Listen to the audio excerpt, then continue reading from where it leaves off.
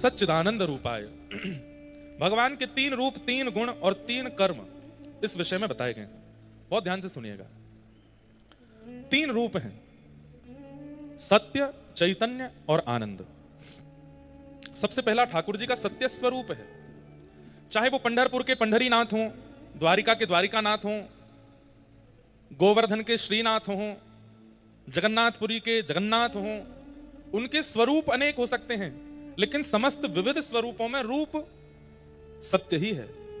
ठाकुर जी सत्य स्वरूप हैं, वो सत्य हैं, वो सब जानते हैं, उन्हें सब पता है, इसलिए उन्हें सत्य स्वरूप माना गया। और दूसरी बात,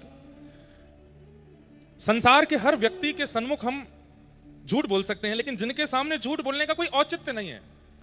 हम झूठ उसके सामने बोल पाते हैं, हमें पता है कि इसको जैसा हम बोल देंगे ये मान जाएगा, लेकिन ठाकुर जी के सामने झूठ बोलने का कोई औचित्य नहीं, क्योंकि हम भी ये जानते हैं कि उन्हें पता है कि सत्य क्या है। कहने का अभिप्राय, जहां झूठ भी घबराता हो उन्हें सत्य कहते हैं, वो सत्य है, उनके सामने झूठ होता नहीं है। और एक और बात कह दूं तो इसमें कोई अतिशयोक्ति नहीं, झूठ उसके सामने बोल जाता है जो असत्य है। पत्नी से झूठ बोल सकते हैं, पति से झूठ बोल सकते हैं, माता पिता से झूठ बोल सकते हैं, मित्र से झूठ बोल सकते हैं, बच्चों से झूठ बोल सकते हैं, अपनों से झूठ बोल सकते हैं। क्यों? उनसे झूठ बोला जा सकता है जो मायावी हैं, जो संसार के मिथ्याजन्य हैं। लेकिन ठाकुर जी सत्य हैं, इसलिए उनके सामने झूठ बोला नहीं जाता।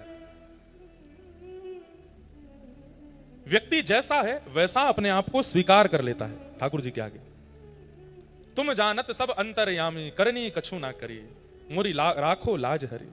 तो कहने का अभिप्राय, झूठ वहां प्रकट होता है जहां सामने वाली वस्तु भी झूठी है, लेकिन जहां सामने खड़े हुए ठाकुर जी झूठ है ही नहीं, परम सत्य, वहां झूठ नहीं बोल पाते हम।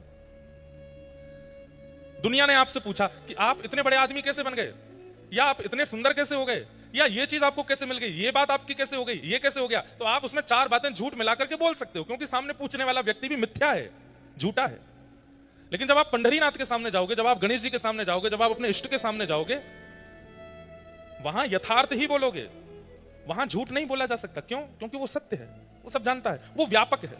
और एक और बात, झूठ उसके सामने बोला जाता है जिसकी व्यापकता सीमित है। व्यापकता समझते हैं? मैं इस वक्त अहिल्यानगर में हूं, अब कोई नासिक में मेरे से मिलना चाहे तो नहीं मिल पाऊंगा, क्योंकि मैं केवल अहिल्यानगर में ही हूं और कहीं नहीं हूं। लेकिन ठाकुर जी से नासिक में भी मिला जा सकता है, अहिल्यानगर में भी, दिल्ली में भी, जम्मू कश्मीर में भी, अमेरिका में भी, न्यूजीलैंड में भी, ऑस्ट्रेलिया में भी, कहीं भी, क्योंकि वो सर्वव्यापक है, सब जगह एक ही समय पर हर स्थिति में सब जगह व्याप्त है। तो व्यापक से झूठ नहीं बोला जाता, जिसकी व्यापकता नहीं है उसके सामने झूठ बोला जाता है। मेरी, आपकी, हम सबकी व्यापकता नहीं है, इसलिए हम झूठे हैं। हमारे सामने कोई भी झूठ बोल देता है, लेकिन ठाकुर जी व्यापक हैं, सर्वत्र हैं, इसलिए उनके सामने असत्य टिकता नहीं है, इसलिए वो कौन है? सत्य है, सत्य। अब देखो, वृंदावन अहिल्यानगर से 1200-1300 किलोमीटर होगा, लेकिन वृंदावन की चर्चा यदि 1 घंटे में करने लग जाऊं, यमुना जी के बारे में, रज के बारे में, गोवर्धन के बारे में, राधा वल्लभ, राधा रमण, राधा श्याम सुंदर, बांके बिहारी, सबके बारे में चर्चा करने लगूं, 1 घंटे में दावे से कहता हूं आप ये भूल जाओगे कि आप अहिल्यानगर में हो। ऐसा लगेगा वृंदावन यहीं आ गया है, यही वृंदावन है। क्यों? ताली बाद में बजाना, पहले सुनो। क्यों? क्योंकि वृंदावन व्यापक है, वृंदावन अस्थिर नहीं है, वृंदावन व्यापक है, कृष्ण का स्वरूप है, इसलिए उसकी व्यापकता होने के नाते वो कहीं भी प्रकट हो सकता है, कहीं भी उसका प्रादुर्भाव हो सकता है। तो जिसकी व्यापकता है, जिसकी व्यापकता है उसके सामने सत्य बोला जाता है, और जो व्यापक नहीं है उसके सामने असत्य बोल दिया जाता है, वो निकल आता है मुख से। मैं, आप, हम सब और संसार का हर वस्तु ये व्यापक नहीं है, इसलिए इनके सामने हर वस्तु असत्य ही है, लेकिन ठाकुर जी व्यापक है, ठाकुर जी का धाम व्यापक। अब देखो एक और बात, ये तो रही अहिल्यानगर की बात। अमेरिका में कथा हो रही है और वहां भी वृंदावन की चर्चा होने लगे तो अमेरिका में भी वृंदावन प्रकट हो जाएगा एक क्षण के लिए, लेकिन वृंदावन में अमेरिका की चर्चा हो तो अमेरिका प्रकट नहीं होगा, लंदन प्रकट नहीं होगा, लेकिन वृंदावन कहीं भी प्रकट हो सकता है। हम यहां चर्चा करते करते पंढरपुर का स्मरण करते रहेंगे तो धीरे धीरे पंढरपुर जैसा लगने लगेगा। श्रीमन चैतन्य महाप्रभु जब उनका सन्यास हुआ तो उन्होंने अपनी मां से कहा कि मैं वृंदावन जाना चाहता हूं। तब श्री चैतन्य महाप्रभु की मां ने कहा कि वृंदावन बहुत दूर है बंगाल से, ऐसी जगह जाओ कि अगर मेरा अंतिम समय आए तो तुम जल्दी आ सको। बोले कहां जाऊं? बोले जगन्नाथपुरी चले जाओ। और देखो वृंदावन तो व्यापक है, तुम जगन्नाथपुरी को ही वृंदावन मान लेना। श्री चैतन्य महाप्रभु ने अपनी मां की इस बात को माना और जगन्नाथपुरी चले गए। श्रीमन चैतन्य महाप्रभु जब समुद्र का दर्शन करते थे तो वो कहते थे समुद्र नहीं है, ये श्याम सुंदर यमुना जी हैं। वे जगन्नाथपुरी की गलियों में जब भ्रमण करते थे वो कहते थे ये वृंदावन की कुंज गलियां हैं। श्री जगन्नाथ का नीलाचल पर्वत वे कहते थे ये गोवर्धन है। श्री जगन्नाथ मंदिर बोले ये द्वारिका है। गुंडीचा बोले वो वृंदावन है। जीवन पर्यंत श्रीमन चैतन्य महाप्रभु वृंदावन को इतना भजे, लेकिन रहे जगन्नाथपुरी में और जगन्नाथपुरी को ही वृंदावन बना दिया। इससे क्या प्रकट होती है बात कि ठाकुर जी का नाम और ठाकुर जी का धाम, ठाकुर जी का नाम, ठाकुर जी का धाम, ये व्यापक हैं, ये कहीं भी प्रकट हो सकते हैं। इनके प्राकट्य की स्थिति कहीं भी हो सकती है और प्रकट वस्तु तभी होती है जब उसकी व्यापकता हो, वो वहां पहले से ही हो, तभी वो प्रकट हो सकती है। ठाकुर जी सब जगह हैं, सर्वत्र हैं, सर्वदा हैं, इसलिए वो सत्य हैं। इस समय यहां भी हैं पर देखने के लिए दृष्टि नहीं है हमारे पास। इस समय इस अहिल्याबाई नगर के इस प्रांगण में भी कहीं ना कहीं ठाकुर जी हैं पर देखने की दृष्टि नहीं हमारे पास। इसलिए जो व्यापक है वो सत्य है और व्यापक के सामने सत्य ही प्रकट होता है, असत्य नहीं बोल सकते आप। जिसकी व्यापकता नहीं है उसके सामने असत्य प्रकट होता है। तो भगवान का पहला रूप क्या है? सत्य। ठाकुर जी का दूसरा रूप क्या है? चैतन्य। चैतन्य मतलब ठाकुर जी जड़ नहीं है। ठाकुर जी जड़ नहीं है। जड़ वस्तु कैसी होती है? जो निष्ठुर है, जिसके अंदर किसी प्रकार की गतिविधि नहीं है। जैसे कि ये माइक का स्टैंड, ये जड़ है, इसको कितना भी मारूं इसको पीड़ा नहीं होगी। मैं इसको गाली दूं, मैं इसको अच्छा बोलूं, ये दुखी भी नहीं होगा, प्रसन्न भी नहीं होगा, ये जड़ है। लेकिन ठाकुर जी कौन है? ठाकुर जी चैतन्य है। हमें दिखता है कि वो जड़ है लेकिन वो जड़ नहीं है, वो प्रत्यक्ष चैतन्य है। और एक बात सुनिए, हमारी व्यासपीठ का नाम क्या है? भक्ति पथ। भक्ति पथ का मतलब क्या है? भक्ति का रास्ता। तो रास्ते का कोई अंत तो होता होगा। अंत नहीं कहेंगे हम उसे, गंतव्य कहेंगे, डेस्टिनेशन कहेंगे। भक्ति के मार्ग का डेस्टिनेशन क्या है? कि जो ठाकुर जी हमको जड़वत दिखाई दे रहे हैं वही ठाकुर जी एक दिन चैतन्य हो जाएं, तब समझो कि आप भक्ति के पथ के बिल्कुल अंतिम पड़ाव पर आ गए हो। अब ठाकुर जी जड़ नहीं है, चैतन्य हो गए। सकुबाई, जनाबाई, तुकाराम, नामदेव, ज्ञानेश्वर माउली, इन सब महाराष्ट्र के भक्तों ने जड़वत ठाकुर जी को चैतन्य बना दिया। अरे जनाबाई, उनके विषय में प्रसिद्ध कथा आती है। कबीर दास भक्तों के खोज कर रहे थे भारत में घूम घूम करके। तब किसी ने कहा कि महाराष्ट्र में एक भक्त हैं जनाबाई, बड़ी भगवान की भक्त हैं। तो श्री कबीर दास महाराष्ट्र आए, जनाबाई जी को ढूंढने लगे, कहां हैं, तो पूछते पूछते पहुंच गए। किसी ने बताया सामने वाली एक गली है, उस गली में ही जनाबाई रहती हैं। कबीर दास जैसे ही वहां पहुंचे तो क्या देखा? पूरा इलाका इकट्ठा हुआ है और दो माताएं आपस में लड़ रही हैं, झगड़ रही हैं, बुरी तरह एक दूसरे को सुना रही हैं। कबीर दास बोले भैया क्या हो रहा है? बोले एक बहन जी ने दूसरी बहन जी के घर से गोबर के उपले चुरा लिए हैं, इसलिए आपस में लड़ाई हो रही है कि तूने मेरे घर के उपले क्यों चुरा दिए। उपले समझते हैं? हमारे यहां ब्रज में उसको बोलते हैं गोबर का कंडा। क्या बोलते हैं? गोबर को ऐसे थाप के घरों में लगा देते हैं, धूप में सेकने के लिए रख देते हैं। बोले आपस में इसलिए लड़ रही हैं कि एक कह रही है कि तूने मेरे घर से गोबर के उपले चुरा लिए हैं। तो कबीरदास जोर से हंसने लगे, बोले भाई उपले की क्या रकम होती है? गोबर के कंडे की कोई रकम नहीं होती, कोई उठा भी ले जाए तो उस पर इतना विवाद तो नहीं करना चाहिए। कौन है ये लोग? बोले एक तो वो है फलाना नाम बता, वो दूसरे बोले ये परम भक्ता जनाबाई है। कबीरदास बोले ये जनाबाई है? बोले हाँ। बोले मैं तो इनके दर्शन करने उत्तर भारत से आया हूं ये सोचकर कि परम भक्त हैं, पर ऐसी परम भक्त जो गोबर के कंडे के लिए लड़ाई कर रही है, ये जनाबाई है। कबीरदास बोले पूरी मेहनत मेरी खराब हो गई, मुझे नहीं आना चाहिए था। अरे इतने विवादित भक्त से थोड़ी मिलना था मुझे। भक्तों का स्वरूप तो ऐसा होता है, वो शांत होते हैं, सौम्य होते हैं, प्रसन्न रहते हैं, आनंद में रहते हैं। लेकिन फिर भी कबीरदास जी ने कहा इतनी दूर आए हैं तो इनकी भक्ति ढूंढ के तो जाएं, इनमें भक्ति है कैसी। तो श्री कबीरदास जी जनाबाई के पास जाके बोले भाई अरे कितने कंडे चुरा लिए उसने आपके? बोले मेरे कम से कम 5 कंडे इसने चुरा लिए हैं। बोले कंडों में कैसे पता चलेगा कि आपका कौन सा है, इसका कौन सा? और कंडे की तो बात है, मैं थाप देता हूं, कल तक आपका मिल जाएगा। जनाबाई बोली नहीं नहीं नहीं, मुझे किसी और के हाथ के थपे हुए नहीं चाहिए और इसके 5 भी नहीं चाहिए, मेरे वाले ही चाहिए। कबीरदास बोले आपके वालों की पहचान है कोई? बोले हाँ। आप कंडों कान से लगा करके देखो, जिनसे कोई आवाज ना आवे वो इसके हैं और जिनसे विट्ठल विट्ठल विट्ठल विट्ठल आवाज आवे वो मेरे हैं। कबीरदास बोले असंभव, ऐसा हो ही नहीं सकता। कबीरदास गए और जाकर के कंडों को कान से लगाने लगे। 2-4 कंडे उठाए, उनमें से कोई स्वर नहीं आया। तभी जनाबाई के हाथ के स्पर्श का कंडा मिला। जैसे ही कान से लगाया, उसमें से स्वर की ध्वनियों में निकल रहा था विठ्ठल विठ्ठल विठ्ठल विठ्ठल। कबीरदास तुरंत दंडवत हो गए जनाबाई के चरणों में, मान गया। अरे कोई भक्त किसी प्राणी के ऊपर हाथ रख दे तो उस पर उसमें भक्ति आ जाती है। कोई भक्त, हमने सुना है श्री ज्ञानेश्वर माउली, उनकी बहन, उनके भाई ज्ञानेश्वर माउली इतने पराक्रमी हुए, वे किसी जानवर पर भी हाथ रख देते थे। हमने तो सुना है कि उन्होंने एक खड़ी दीवार पर हाथ रख दिया तो वो आकाश में उड़ने लगी थी। जीव पर हाथ रख के भक्ति का वरदान मिल सकता है, मानव पर हाथ रख के उसमें भक्ति प्रकट हो सकती है, लेकिन निर्जीव जिसमें प्राण नहीं है, ऐसे गोबर के ऊपले हाथ से स्पर्श करके विठ्ठल विठ्ठल गाने लगते हैं, ये निर्जीव को जब विठ्ठल गवा सकती हैं, हम प्राणियों पर अगर हाथ रख देंगे तो हमारी स्थिति क्या होगी? ऐसी जनाबाई। समझ में आई बात? जहां भक्त के स्पर्श करने से गोबर का कंडा विठ्ठल बोल सकता है, वो परमात्मा, उस भक्त के हृदय में विराजमान होने वाले परमात्मा जड़ कैसे हो सकते हैं? वो तो चैतन्य है। ठाकुर जी जड़ नहीं है, चैतन्य है। मैं हर कथा में एक बात कहा करता हूं, भगवान हमारे साथ एक गेम खेल रहे हैं। कौन सा गेम? विष अमृत, एक गेम हम उत्तर भारत में लोग खेलते हैं। और मैं बार बार उत्तर भारत नहीं बोलूंगा, नहीं तो बड़ा अलग अलग सा लगता है, जैसे महाराष्ट्र कोई अलग थोड़ा ही है। हम ऐसा बता देंगे कि हम हमारे यहाँ ऐसा होता है, ऐसा बोल देंगे। उत्तर भारत नहीं बोलूंगा, भारत सब एक ही है, कोई ऊपर नीचे इधर उधर नहीं है बात। तो हमारे यहाँ गेम खेलते, आपके यहाँ भी खेलते होंगे उसको। उसमें एक और गेम होता है बर्फ पानी। उसमें एक व्यक्ति होता है, वो जितनों को छू देता है वो सब बर्फ बन जाते हैं, और जो बचते हैं वो उसको पकड़ करके पानी बनाने का प्रयास करते हैं। और उसको पकड़ने के लिए अगर आप गए और जो बर्फ बना रहा है उसने आपको छू दिया तो आप भी बर्फ बन जाओगे, और जिस अदा में हो वैसे ही रहना पड़ेगा आपको। ठाकुर जी हमारे साथ ऐसा खेल खेल रहे हैं, स्वयं तो मूर्ति बन के खड़े हो गए और हमको मानो चैलेंज कर रहे हैं, तुम्हारे पास 100 वर्ष का समय है, 100 वर्ष के अंदर अंदर मुझे चलायमान करके दिखाओ। मैं मूर्ति बन के खड़ा हूं, कहीं ऐसे खड़े, कहीं ऐसे खड़े, कहीं ऐसे खड़े, कहीं ऐसे खड़े।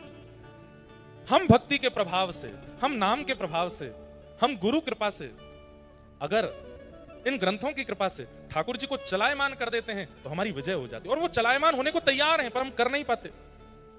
ठाकुर जी जड़वत खड़े हैं हमारे सामने, लेकिन भगवान का परम स्वरूप चैतन्य है, जड़ नहीं। एक बार एक भक्त था, लड्डू गोपाल जी की सेवा करता था, पर उसके जीवन में इतना कष्ट था, इतना दुख था कि वो रोज लड्डू गोपाल जी से प्रार्थना करना था, मेरे जीवन में सुख आ जाए, मेरे जीवन में सुख आ जाए। 10 वर्ष निकल गए लेकिन उसके जीवन में सुख नहीं आया।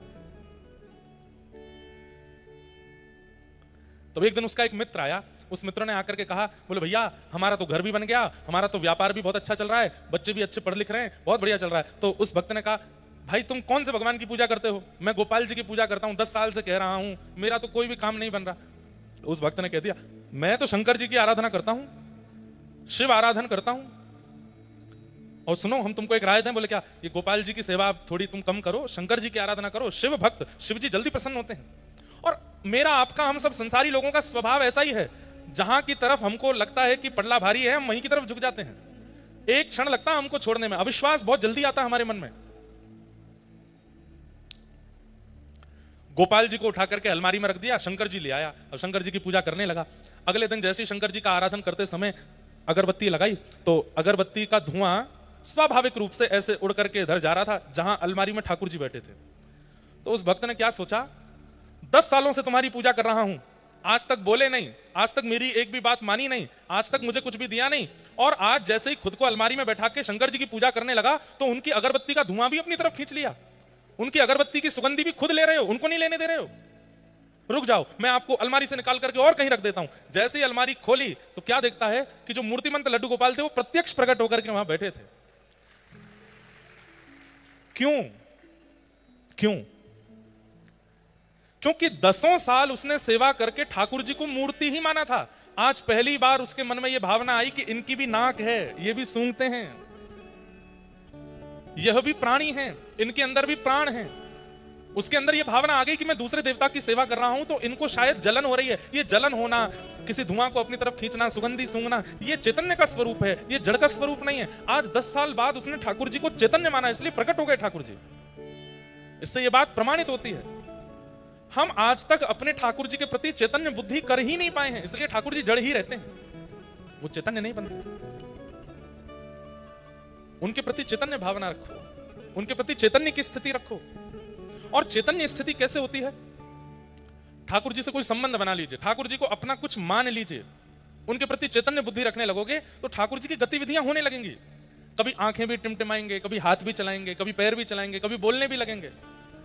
जितने भी भक्तों का नाम लीजिए, एक भी भक्त ऐसा नहीं है जिसने मूर्ति पूजा की हो। सब भक्तों को चैतन्य भगवान ने दर्शन दिया। क्यों? क्योंकि उस भक्त ने ठाकुर जी के प्रति कभी जड़ बुद्धि रखी ही नहीं। वो ठाकुर जी को चैतन्य मानता है, हम जड़ मानते हैं। ठाकुर जी जड़ नहीं है, चैतन्य है। व्रज में एक महात्मा यमुना स्नान कर रहे थे। भोली भाली दो सखियां आपस में बात कर रही थी। बोले, अरे मैंने तो ऐसा सुना है कि इन संतन के पास भगवान हूं मैं। दूसरी बोली, दिखाई तो देना रे। ब्रजभाषा बोले, समझ जाओगे आप लोग। दूसरी बोली, दिखाई तो देना रे। बोले, ऐसे ना दिखाई दे, ये जो इनको झोला है ना, जो ये टांग के चले, या के भीतर है भगवान। तो संत जैसे ही यमुना स्नान करने गए, दोनों भोली भाली सखियां गईं और उनका झोला खोलने लगी। तो झोले में से गीता जी निकली, रामायण निकली, कमंडल निकला। तभी एक छोटा सा एक बक्सा था, वो छोटे से बक्सा को जैसे खोला तो उसमें लड्डू गोपाल बैठे थे। तो दोनों सखी बोली, अरे देख देख देख देख, मिल गए ठाकुर जी। तब पहली सखी दूसरी सखी से बोली, अरे देख, या बाबा ने छोटे से बक्सा में ठाकुर जी रख दिए तो ठाकुर जी के हाथ पैर टेढ़े मेढ़े है गए, और लड्डू गोपाल तो ऐसे ही रहते हैं। दूसरी बोली, मेरे पास घी है, मैं इनकी नेक मालिश करके इनके हाथ पैर सीधे कर दूंगी। और घी लेकर के आई और ठाकुर जी को मालिश करी, हाथ में लगा, पैरन में लगा, मुख पे लगा। अब उसके मन में ये नहीं था कि लड्डू गोपाल ऐसे ही रहते हैं, उसको था कि ये छोटे से बक्से के कारण इनके हाथ पैर ऐसे हो गए। इस भावना से घी लगाया तो ठाकुर जी सीधे हो गए, हाथ भी सीधे हो गए, पैर भी सीधे हो गए। इतने में ही वो महात्मा यमुना जी से निकल के आए।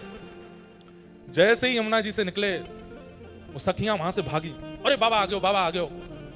बाबा ने आगे कही, मेरा झोला निकाल लिया, क्या निकाला इसमें से? और जैसे खोल के देखा तो बक्सा रखा था। उनको डर लगा कि कहीं ठाकुर जी तो नहीं ले गए। जैसे ही खोल करके देखा तो जो लड्डू गोपाल थे वो सीधे खड़े थे, दोनों हाथ भी सीधे, पैर भी सीधे। बाबा बोले, ठाकुर जी तो मेरे हैं, 40 साल से मैं सेवा कर रहा हूं, लेकिन इनके हाथ पैर सीधे कैसे हो गए? उन सखियों को बुलाया, बोले, मैं कुछ कहूंगा नहीं, इधर आओ। तुमने क्या किया था कि मेरे ठाकुर जी के हाथ पैर सीधे कैसे हो गए? तो वो सखी बोली कि बाबा, हमें तो ऐसी लगी कि आपने अपने ठाकुर जी इतने छोटे से डिब्बा में बंद कर दिए, उनके हाथ पैर मुड़ गए, तो हमें लगी कि हाथ पैर सीधे करने के आज घी की मालिश कर दें। तो हमने घी की मालिश करी तो ठाकुर जी के हाथ पैर सीधे हो गए। बाबा ने उन सखियों को प्रणाम किया। बोले, मैंने प्रयाग में स्नान किया, काशी में स्नान किया, तीर्थ यात्राएं करी, बड़े बड़े यज्ञ किए, बड़े बड़े अनुष्ठान किए, 40 साल से नित्य इनकी सेवा कर रहा हूं। सब कुछ प्रस्तुत कर दिया ठाकुर जी की सेवा में, लेकिन जिससे ठाकुर जी प्रसन्न होते हैं, चैतन्य भाव, वो हृदय में नहीं ला पाया। इसलिए आज तक ठाकुर जी मेरे सीधे नहीं हुए। लेकिन आज तुम लोगों की भावना से मुझे पता चल गया कि ठाकुर जी के प्रति चैतन्य बुद्धि रखनी चाहिए। हमारी गिरधर लाल जी इतने से हैं, लेकिन उनके प्रति कभी आज तक जड़ बुद्धि नहीं आई, चैतन्य बुद्धि। और चैतन्य बुद्धि कैसे? अहिल्यानगर में कथा है, ठाकुर जी को पर्ची डाल के पूछेंगे, आप चलोगे? जो पर्ची ठाकुर जी के पैरों के पास जाती है, समझते हैं यही उत्तर है, खोल के देखते हैं ठाकुर जी कहते हैं नहीं, मतलब नहीं जाना। अभी कुछ दिन पहले मैं साउथ अफ्रीका गया था, वहां मेरा ले जाने का मन नहीं था। मैंने कहा वहां लोग गौ मांस खाते हैं, फ्लाइट इतनी लंबी होगी, व्यवस्थाएं इतनी होती नहीं है, ठाकुर जी को घर ही छोड़ जाते हैं। पर मन में आया कि एक बार पर्ची डाल के पूछ लेता हूं। पर्ची जब डाली ठाकुर जी को तो एक आश्चर्य हुआ। मैंने पंडित जी एक थे, उनसे बोला, मैंने कहा 2 पर्ची बनाओ, एक में लिखना साउथ अफ्रीका जाना है और दूसरे में लिखना साउथ अफ्रीका नहीं जाना है, 2 पर्ची बनाओ। तो पंडित जी ने पर्ची बनाई, 2 पर्ची बना करके मुझे बोले, डाल दो महाराज जी। तो जैसे ही मैंने डाली, उठाई, तो उसमें लिखा था साउथ अफ्रीका जाना है। मैंने कहा ठाकुर जी तो आज्ञा कर रहे हैं जाना है। तो मैंने कहा दूसरी पर्ची भी ऐसे ही, बस दूसरी पर्ची उठाई, उसको खोल के देखा, दोनों पर्चियों में यही लिखा था साउथ अफ्रीका जाना है, नहीं लिखा ही नहीं था इसमें। मैंने पंडित जी से कहा, मैंने कि सुनो, आपने दोनों पर्चियों में लिखा है साउथ अफ्रीका जाना है, दूसरी में भी लिखा साउथ अफ्रीका जाना है। वो बोले, महाराज जी इतने सालों में पहली बार मैं नहीं लिखना भूल गया हूं कि मैंने नहीं लिखा था, वो इसमें है ही नहीं, मुझे समझ नहीं आ रहा है, मतलब नहीं शब्द था ही नहीं उसमें। अब मैं बड़ी आश्चर्य में पड़ गया, अब क्या करूं, ये तो दोनों पर्चियों में एक ही बात लिखी थी। तो मैंने कहा एक पर्ची और बनाओ। तो हमारी एक सखा बोले कि ठाकुर जी की जाने की इच्छा है, इसलिए दोनों पर्चियों में जाना है लिखा है, आप दोबारा क्यों पूछ रहे हो? मैंने कहा भाई पता नहीं, मेरे को मन में लग रहा है कि कहीं ऐसा तो नहीं ठाकुर जी यूं कह रहे हो तेने दोनों पर्ची में एक ही बात लिखी है, या मेरी क्या गलती? नहीं, एक पर्ची और बनाते हैं। तो एक में स्पष्ट लिखा है साउथ अफ्रीका जाना है और साउथ अफ्रीका नहीं जाना। अब मैं पर्ची डालने में घबरा रहा था, क्योंकि ठाकुर जी का एक स्वभाव है, एक बार बोलते हैं ठाकुर जी, 2 बार नहीं बोलते। अगर आप दूसरी बार पूछने जाओगे तो ठाकुर जी जबरदस्ती वो बोलेंगे जो आप सुनना नहीं चाहते, इसलिए एक ही आज्ञा माननी है। तो मैंने पहले लाल जी के चरणों में प्रणाम किया, खूब कान पकड़े, मैंने कहा देखो आप गुस्सा मत होना, और गुस्सा होकर के वो मत बोलना जो मैं नहीं सुनना चाहता। मेरी भूल से दोनों, हाँ लाली अभी लेता हूं बैठो। मैंने कहा मेरी भूल से दोनों पर्चियों में जाना है लिखा गया है, एक लास्ट बार बता दो जाना है कि नहीं जाना। और जब पर्ची डाली तो जो चरणों के पास गई, उठाई तो उसमें लिखा था साउथ अफ्रीका जाना है। अब चाहे उसमें 12 घंटे की फ्लाइट हो, 4 घंटे का कहीं ले ओवर हो, कोई खाने को नहीं मिले, पीने की व्यवस्था नहीं, लेकिन ठाकुर जी को जाना है तो जाना है। वो गए वो, और जहां नहीं जाना वहीं नहीं जाना। इसका मतलब क्या है? वो चैतन्य है, उनके प्रति चैतन्य भाव। कितनी लीलाएं हमारे लाल जी करते हैं, ऐसी बहुत लीलाएं हैं जो मैं बता भी नहीं सकता मंच से। एक बार पहले जब शुरुआत में सेवा करनी प्रारंभ की तो घर में नौका विहार कर रहा था, तो जब ठाकुर जी को नौका में बिठाया तो मेरे मन में ऐसी भावना हुई कि ठाकुर जी का नौका में बैठने का मन नहीं है, पानी में कूदने का मन है। लेकिन घर के सब बड़े लोग, कुछ गुरुजन भी थे, मैंने कहा अच्छा नहीं लगता, ठाकुर जी को नौका विहार कराओ। थोड़ी देर नौका विहार करते रहे। अचानक से, ये बात पहली बार बता रहा हूं मैं कथा में, कोरोना का टाइम था, एक भैया सामने बैठे, एक छोटा सा, हमने जो छोटे बच्चों का टब होता है ना, उसमें पानी भर के नौका विहार कर रहे थे। मैं यहां से नौका चलाऊं, धीमे धीमे वो पकड़े, फिर वो वहां से चलाएं। मैंने धीमे धीमे ऐसे लाल जी से कहा, मैंने कहा लाल जी मेरे मन में तो आ रहा है कि आप कूदना चाहते हो, पर मैं नहीं कूदाऊंगा, आपका मन है तो अपने आप कूद जाओ। और आप सत्य मानिए, मैं, अब आप ये भी कह सकते हैं कि आपने नाव छोड़ी ऐसी होगी कि वो पलट गई होगी, मेरे नहीं छोड़ी थी, सामने से आ रही थी, उसी समय मैं सोच रहा था आपका स्नान का अगर मन है तो खुद कूद जाइए। और उन्होंने जैसे ही नाव चलाई, बिल्कुल सीधी आ रही थी, और अचानक से एक तरफ मुड़ी और श्री गिरधर लाल जी तुरंत नाव में, जैसे ही जल में गोता खाया, मैं दौड़ के, मैं लाल जी गिर गए, लाल जी गिर गए। सब बोले हो क्या हो गया, ठाकुर जी गुस्सा है ना? मैं मनी मन खुश हूं, मुझे पता है ना क्या हुआ, इनका डुबकी मारने का मन था इसलिए कूदे हैं। ऐसे सब भावनाएं कब प्रकट होती हैं? जब आप अपने ठाकुर को मार्बल का, धातु का, अष्ट धातु का, सोने का, चांदी का नहीं मानते, उनको चैतन्य मानते हो। वो चैतन्य है, वो चैतन्य है, उनके प्रति चैतन्य बुद्धि रखो। भगवान का दूसरा स्वरूप है चैतन्य। हमारे एक शिष्य बैठे हैं अभी यहां पंडाल में, उनका नाम नहीं बोलूंगा, वो हर महीने 30 पर्चियां बनाते हैं, और 30 पर्चियों में लिखते हैं कि ठाकुर जी आपको क्या खाना है। एक पर्ची में इडली डोसा, एक पर्ची में पूरन पोली, एक पर्ची में पंजाबी क्या कहते हैं पनीर आदि, एक पर्ची में आलू पराठा, ऐसे 30 दिन की पर्ची बनाते हैं। और हर दिन अपने ठाकुर जी के आगे सुबह सुबह पर्ची उठाते हैं कि आज आपको क्या पाना है। अब चाहे जो निकल आए उसमें वही बनेगा ठाकुर जी की प्रसादी के लिए। और उसमें भावना क्या है कि ये ठाकुर जी की आज्ञा है। ठाकुर जी को चैतन्य मानो, जड़ नहीं, वो चैतन्य है। नामदेव जी को कैसे मिल गए ठाकुर जी? नामदेव जी के नाना जी वामदेव जी ठाकुर जी की सेवा करते थे। नामदेव जी दूर खड़े होकर के देखते थे, और बस उनकी इच्छा होती थी कि इनकी सेवा कभी मैं करूं। वामदेव जी को कहीं जाना था तो नामदेव जी से कह गए तुम ज्यादा कुछ मत करना, बस एक काम करना। बोले क्या? ठाकुर जी का रोज भोग लगाना, और भोग लगा के ही पाना। ठीक है। नामदेव जी तो बड़े खुश हो गए। भोग लगा करके जैसे ही लगे ठाकुर जी के आगे, बोले ठाकुर जी पा लीजिए, बहुत सुंदर दाल बना है, साग बनी है, रोटी बनी है, बहुत सुंदर ये सब सामग्री पाइए ठाकुर जी। और ठाकुर जी तो खड़े हैं, पा नहीं रहे। नामदेव जी बोले आप पा क्यों नहीं रहे हो? स्वाद में कोई कमी है क्या? अरे नहीं नहीं, स्वाद में कोई कमी नहीं है, सामग्री बहुत अच्छी सिद्ध हुई है, सब कुछ बहुत अच्छा है। एक दिन 2 दिन निकल गए तो श्री नामदेव जी सोचने लगे मेरी भक्ति में कोई कमी है, इसीलिए आप नहीं पा रहे हो। नाना जी के हाथ से पा लेते हो, मेरे हाथ से नहीं पा रहे हो। पर उनको कौन बताए कि नाना जी के हाथ से भी नहीं पाते थे ठाकुर जी। लेकिन नामदेव जी इतने बालक थे, रुदन करने लगे और रोते रोते बोले अगर आपने प्रसाद नहीं पाया तो नाना जी वापस आके आपकी सेवा मुझसे छीन लेंगे, और मैं वो नहीं चाहता। छुरी लेकर के आ गए और अपने गले पर रख करके बोले या तो प्रसाद पाओ, नहीं तो मैं प्राण त्याग दूंगा आपने। इतने में ठाकुर जी प्रकट हो गए। प्रकट होकर के नामदेव जी का हाथ पकड़ लिया और पकड़ करके बोले मैं इतनी जल्दी प्रकट नहीं होता, अरे कम से कम 3-4 महीने तो मनाते मुझको, 3 दिन में प्रकट कर लिया। 3 महीने में चाह रहे हो कि मैं दर्शन दूं? 3 दिन में ठाकुर जी प्रकट हो गए और प्रकट होकर के खूब प्रेम से पाया। 3-4 दिन बाद जब वामदेव जी वापस आए और जब थाली लेकर के वामदेव जी गए, ठाकुर जी ने नहीं पाया, तो नामदेव जी ने टोक दिया, बोले नाना जी आप तो यथावत थाली उठा के लिया, ठाकुर जी ने तो पाया ही नहीं। तो वामदेव जी हंसने लगे, बोले ठाकुर जी पाते नहीं है, बस देखते हैं। बोले ऐसे कैसे नहीं पाते, मैं तो पवाता था। बोले अच्छा मेरे सामने पवा के दिखाओ। नामदेव जी फिर आ गए, ठाकुर जी पाओ, जैसे 3 दिन पहले मेरे साथ पा रहे थे वैसे पाओ। ठाकुर जी नहीं आए। नामदेव जी बोले ऐसे नहीं आते, मुझे पता है कैसे आते हैं। गए दोबारा छुरी लेके आए और फिर से गले पर रखी। ठाकुर जी फिर प्रकट हो गए, हाथ पकड़ के बोले बड़े जिद्दी हो, ये बार बार छुरी क्यों रख लेते हो तुम गले पर, हमको धमकी देते हो। लेकिन यहां ठाकुर जी नामदेव जी से नोकझोंक कर रहे हैं, सामने वामदेव जी की आंखों में आंसू। पूरा जीवन निकल गया मेरा, आज पहली बार ठाकुर जी का अनुभव हुआ। धन्य है नामा जो तेरे ऊपर ठाकुर जी इतनी कृपा करते हैं। सीधी बात, मैंने जो कोई भी बातें यहां बताई, इन सब बातों में ठाकुर जी के प्राकट्य का मूल कारण क्या था? भैया ये जिनके भी गोपाल जी हैं इनको ले जाओ और पकड़ के बैठाओ, खूब प्रेम से कथा सुनो, नहीं तो इनके कारण और भी कथा नहीं सुन पाएंगे। जितनी भी बातें मैंने बताई, इन सब बातों में प्रधान बात क्या थी? ठाकुर जी के प्रति चैतन्य बुद्धि, वो जड़ नहीं है। आप लोग ऐसा मत करना कि कल आप सब भी छुरी लेके बैठ जाओ, ठाकुर जी पाओ। नहीं, ठाकुर जी कहेंगे सुनी सुनाई बात है, नामदेव जी का चरित्र सुन के आए हो इसलिए कर रहे हो ना, कुछ नया करो।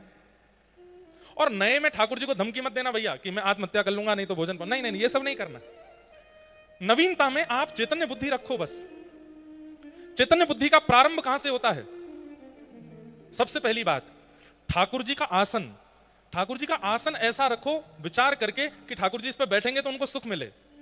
कई बार हम ठाकुर जी को ऐसे आसन में रखते हैं, उसमें खुद को इमेजिन करके देखो, आप बैठते तो बैठ पाते, उसमें नहीं बैठ सकते, ठाकुर जी कैसे बैठ जाएंगे? दूसरी बात, सबसे पहला ठाकुर जी का आसन इतना सुंदर मलमल का वस्त्र हो, थोड़ा कंफर्टेबल हो, पीछे कमर लगाने के लिए मसनद हो, गद्दी हो। दूसरा, हम सबके घर के ठाकुर जी कैसे हैं? किसी घर के ठाकुर जी ऐसे हैं, किसी के घर के ऐसे हैं, मेरे ऐसे हैं। तो मन में ये भाव होना चाहिए कि ठाकुर जी पूरे दिन हम ऐसे हाथ करें तो हमारा हाथ थक जाएगा, तो ठाकुर जी के पास में एक छोटी सी छड़ी बनवा के रखो कि हे नाथ, जब जब आपका मन हुआ करे, मेरे सामने तो आप ऐसे ही रहोगे, जब मैं चला जाया करूं ये छड़ी नीचे लगा लिया करो। ये मसनद है, इस पर थोड़ा टेक लिया करो। लड्डू गोपाल है, एक हाथ उठा रहता है, उसके नीचे की थोड़ी गद्दी बनवा दो कि ठाकुर जी आपको श्रम होता होगा। ये चैतन्य बुद्धि है। दूसरी बात, वस्त्र। मौसम के अनुकूल ठाकुर जी को वस्त्र पहनाओ। अभी गर्मियां चल रही हैं तो ठाकुर जी को ऐसे हल्के वस्त्र हों, ज्यादा मालाएं नहीं गले में पहनानी, 2 माला ही पहना दीजिए, मोती की पहनाइए जो चुभे ना ठाकुर जी को।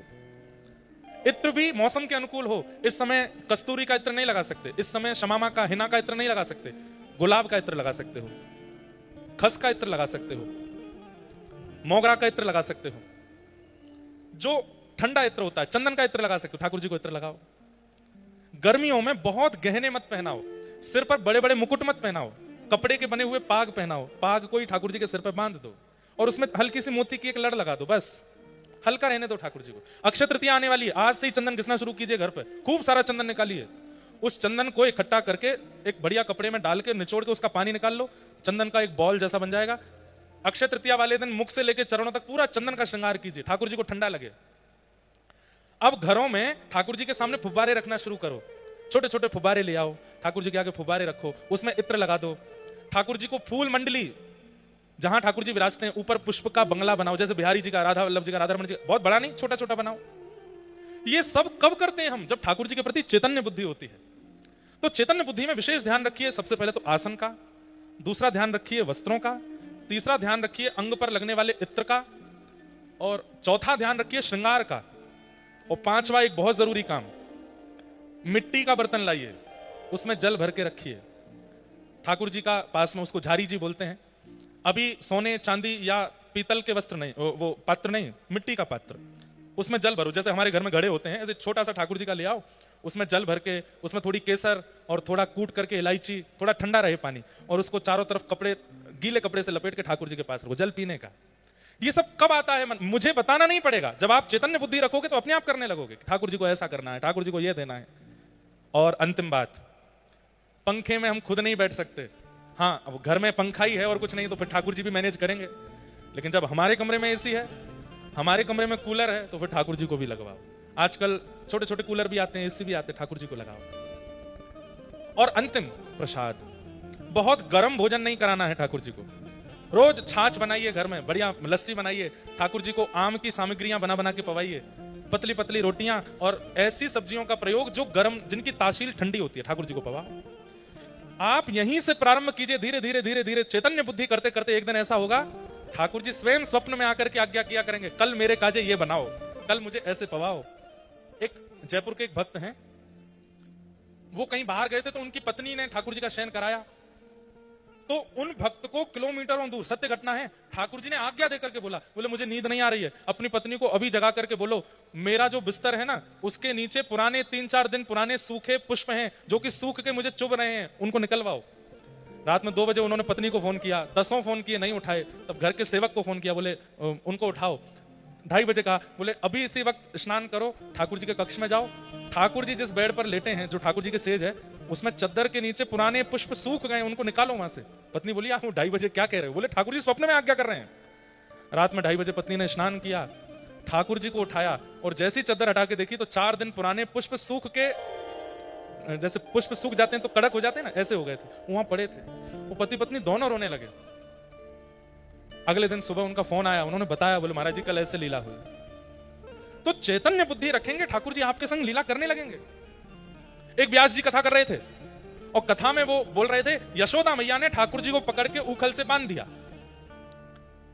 ठाकुर जी को उखल से बांध दिया। ओहो अब 7 बज गए, आगे की कथा हम कल सुनाएंगे। व्यास जी कथा करके चले गए।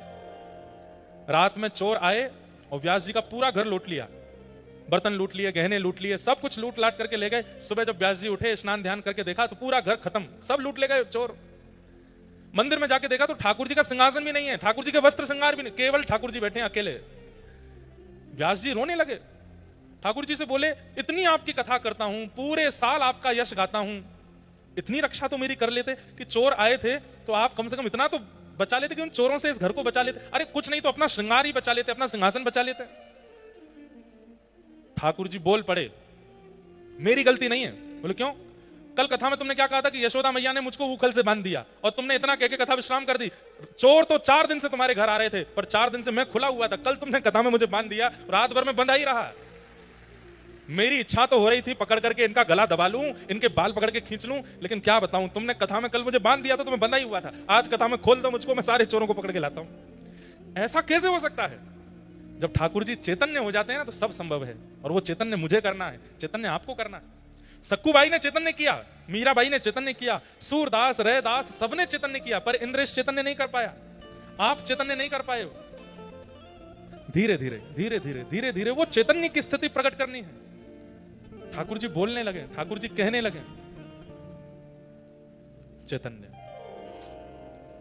और जैसे ही ठाकुर जी चैतन्य हो जाएंगे ना, फिर भक्ति का जो सुख मिलेगा, भक्ति में जो आनंद आएगा, वो आनंद अलग होगा। फिर संसार में चाहे जो हो जाए आपके साथ, आपको कष्ट नहीं होगा। आपको इस बात की प्रसन्नता, मेरे ठाकुर जी चैतन्य है मेरे साथ, और वो चैतन्य हमें करना है।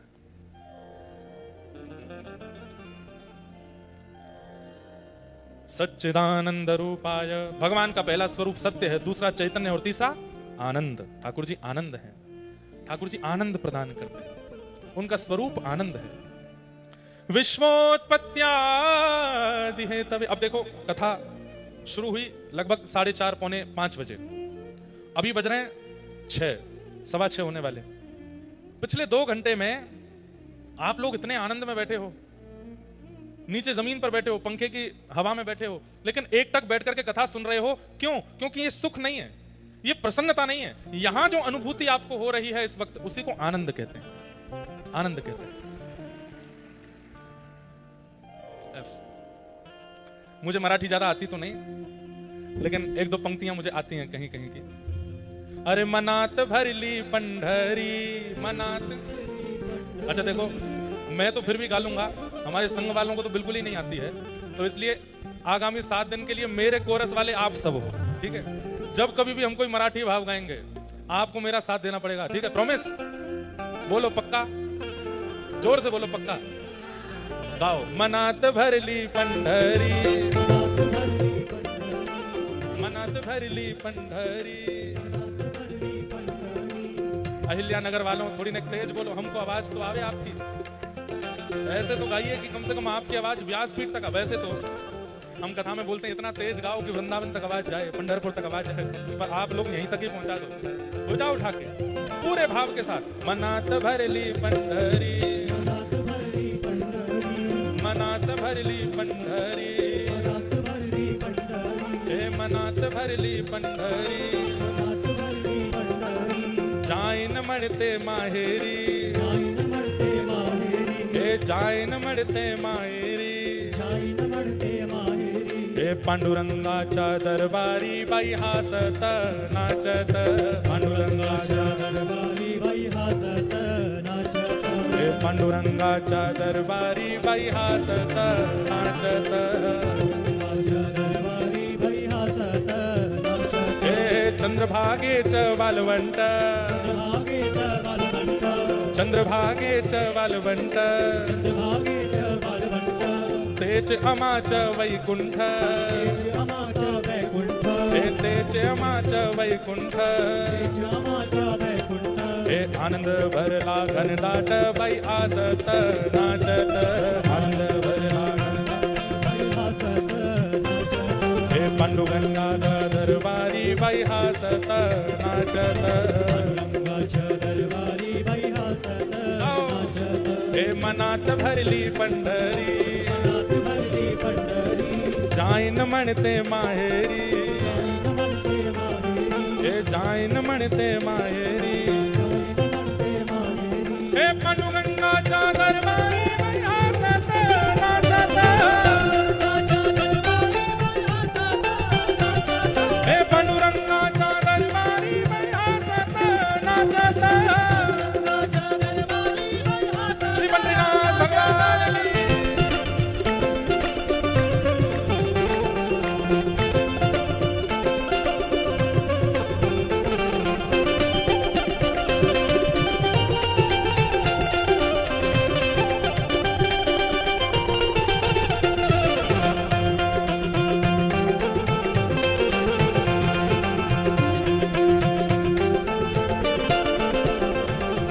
पांडुरंगाचा दरबार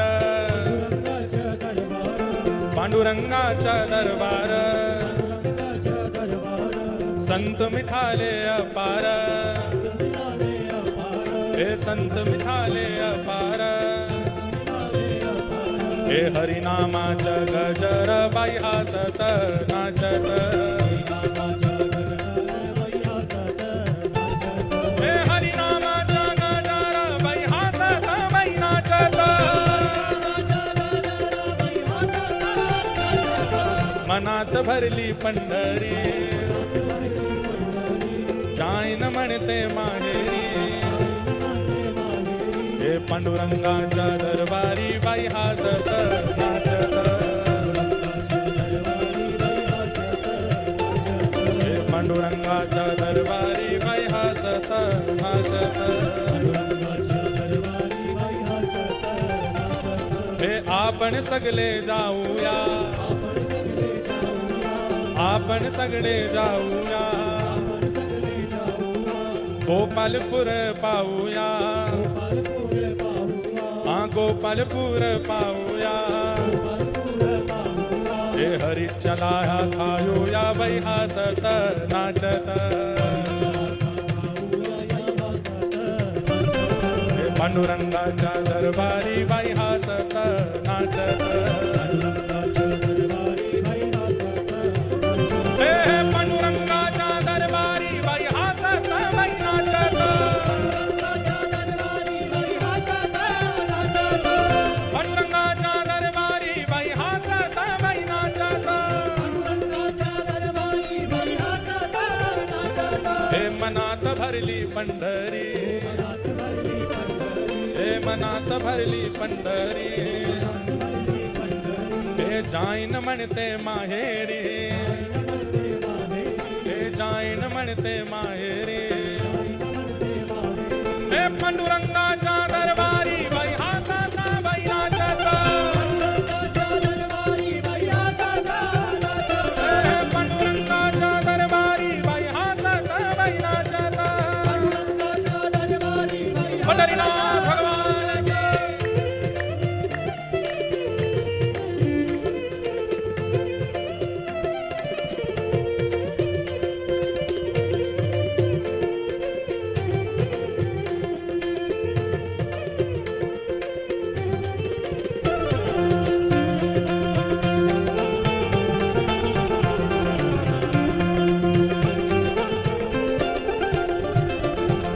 गळ्यात तुलसीची माला, गळ्यात तुलसी, हे गळ्यात तुलसीची माला, हे बाजे मृदंग आणि ताल, बाजे मृदंग, बाजे मृदंग आणि ताल, हे कीर्तन करूया हरी हरी बाई हासत बाई नाचत, कीर्तन करूया हरी हरी, हे कीर्तन करूया हरी हरी बाई हासत बाई नाचत, हे मनात भरली पंढरी, मायन म्हणते मायेरी, सायन म्हणते, हे पांडुरंगाच्या दरबारी बाई हासत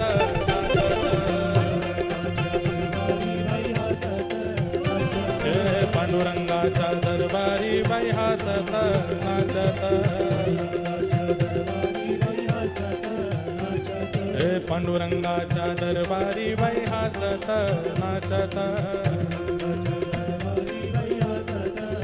हे विठ्ठल माझा माझा मी विठ्ठलाचा, विठ्ठल माझा मी विठ्ठलाचा, हे विठ्ठल माझा माझा मी विठ्ठलाचा, हे विठ्ठल माझा माझा मी विठ्ठलाचा, हे विठ्ठल माझा माझा मी विठ्ठलाचा,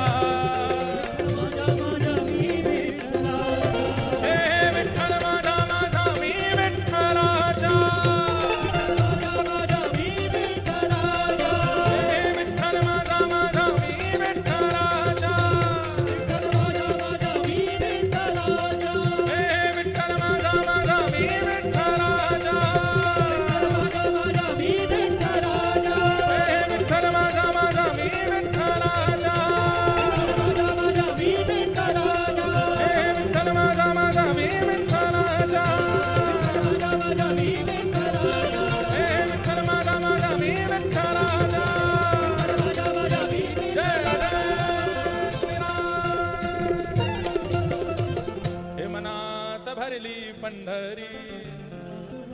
ये देखो नाच तो रहे थे लेकिन गा नहीं रहे थे। अरे भाव से गाओ। मनात भरली पंढरी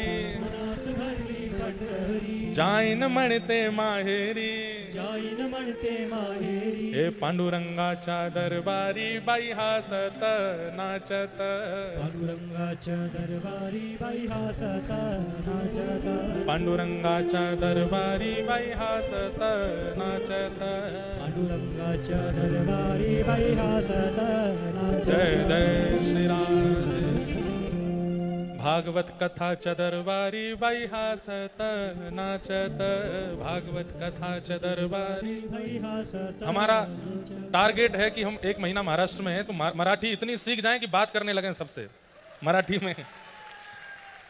बड़ी प्यारी भाषा है, लेकिन भाषा प्यारी तभी लगती है जब उस भाषा में भक्ति की वार्ता हो। अब ऐसे तो हिंदी में भी गाली गलौज करने लगे तो हिंदी भी अच्छी नहीं लगती है। हिंदी में भी भाषा में अभिमान, व्यक्ति अपना मान सम्मान अभिमान की बातें करे तो भाषा अच्छी नहीं लगती, लेकिन उसी भाषा को सुंदर बना दिया जाता है यदि उसी भाषा में ठाकुर जी की चर्चा हो। इंग्लिश बड़ी अच्छी भाषा है लेकिन वो इंग्लिश नॉर्मल लगती है, लेकिन उसी में ठाकुर जी की चर्चा हो तो सुंदर लगने लगती है। ऐसे ही मराठी हो, तमिल हो, कन्नड़ हो, या हिंदी हो, पंजाबी हो, गुजराती हो, कोई भी भाषा, वो ऐसा लगता है जैसे मानो भाषा ने रूप धारण कर लिया और आपने ठाकुर जी की चर्चा करके मानो उस भाषा का श्रृंगार कर दिया, वो सुंदर लगने लगती। ऐसी मराठी भी बड़ी सुंदर लगती है अगर उसमें भगवत चर्चा होने लग जाए।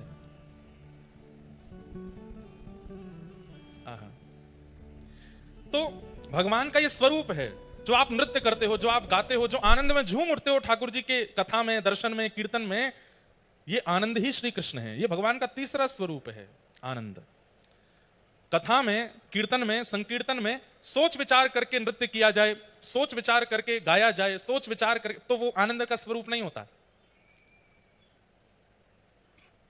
मैं तो गोविंद रा गुण गासूं, राणा जी रूठे तो मने काय करसे, मीराबाई कहते हैं, चाहे जो हो जाए।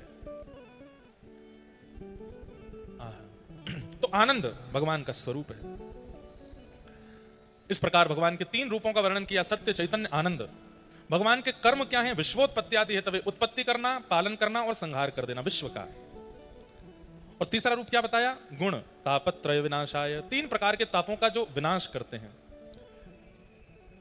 एक बात बहुत ध्यान से सुनिए, बालकों बैठ जाओ, बैठ जाओ, जय हो रामकृष्ण हरि, बैठ जाओ लालाओ, जाओ, माता जी चली जाएंगी छोड़ के, जाओ चलो दौड़ के, पर हम ले जाएंगे पकड़ के वृंदावन, जाओ।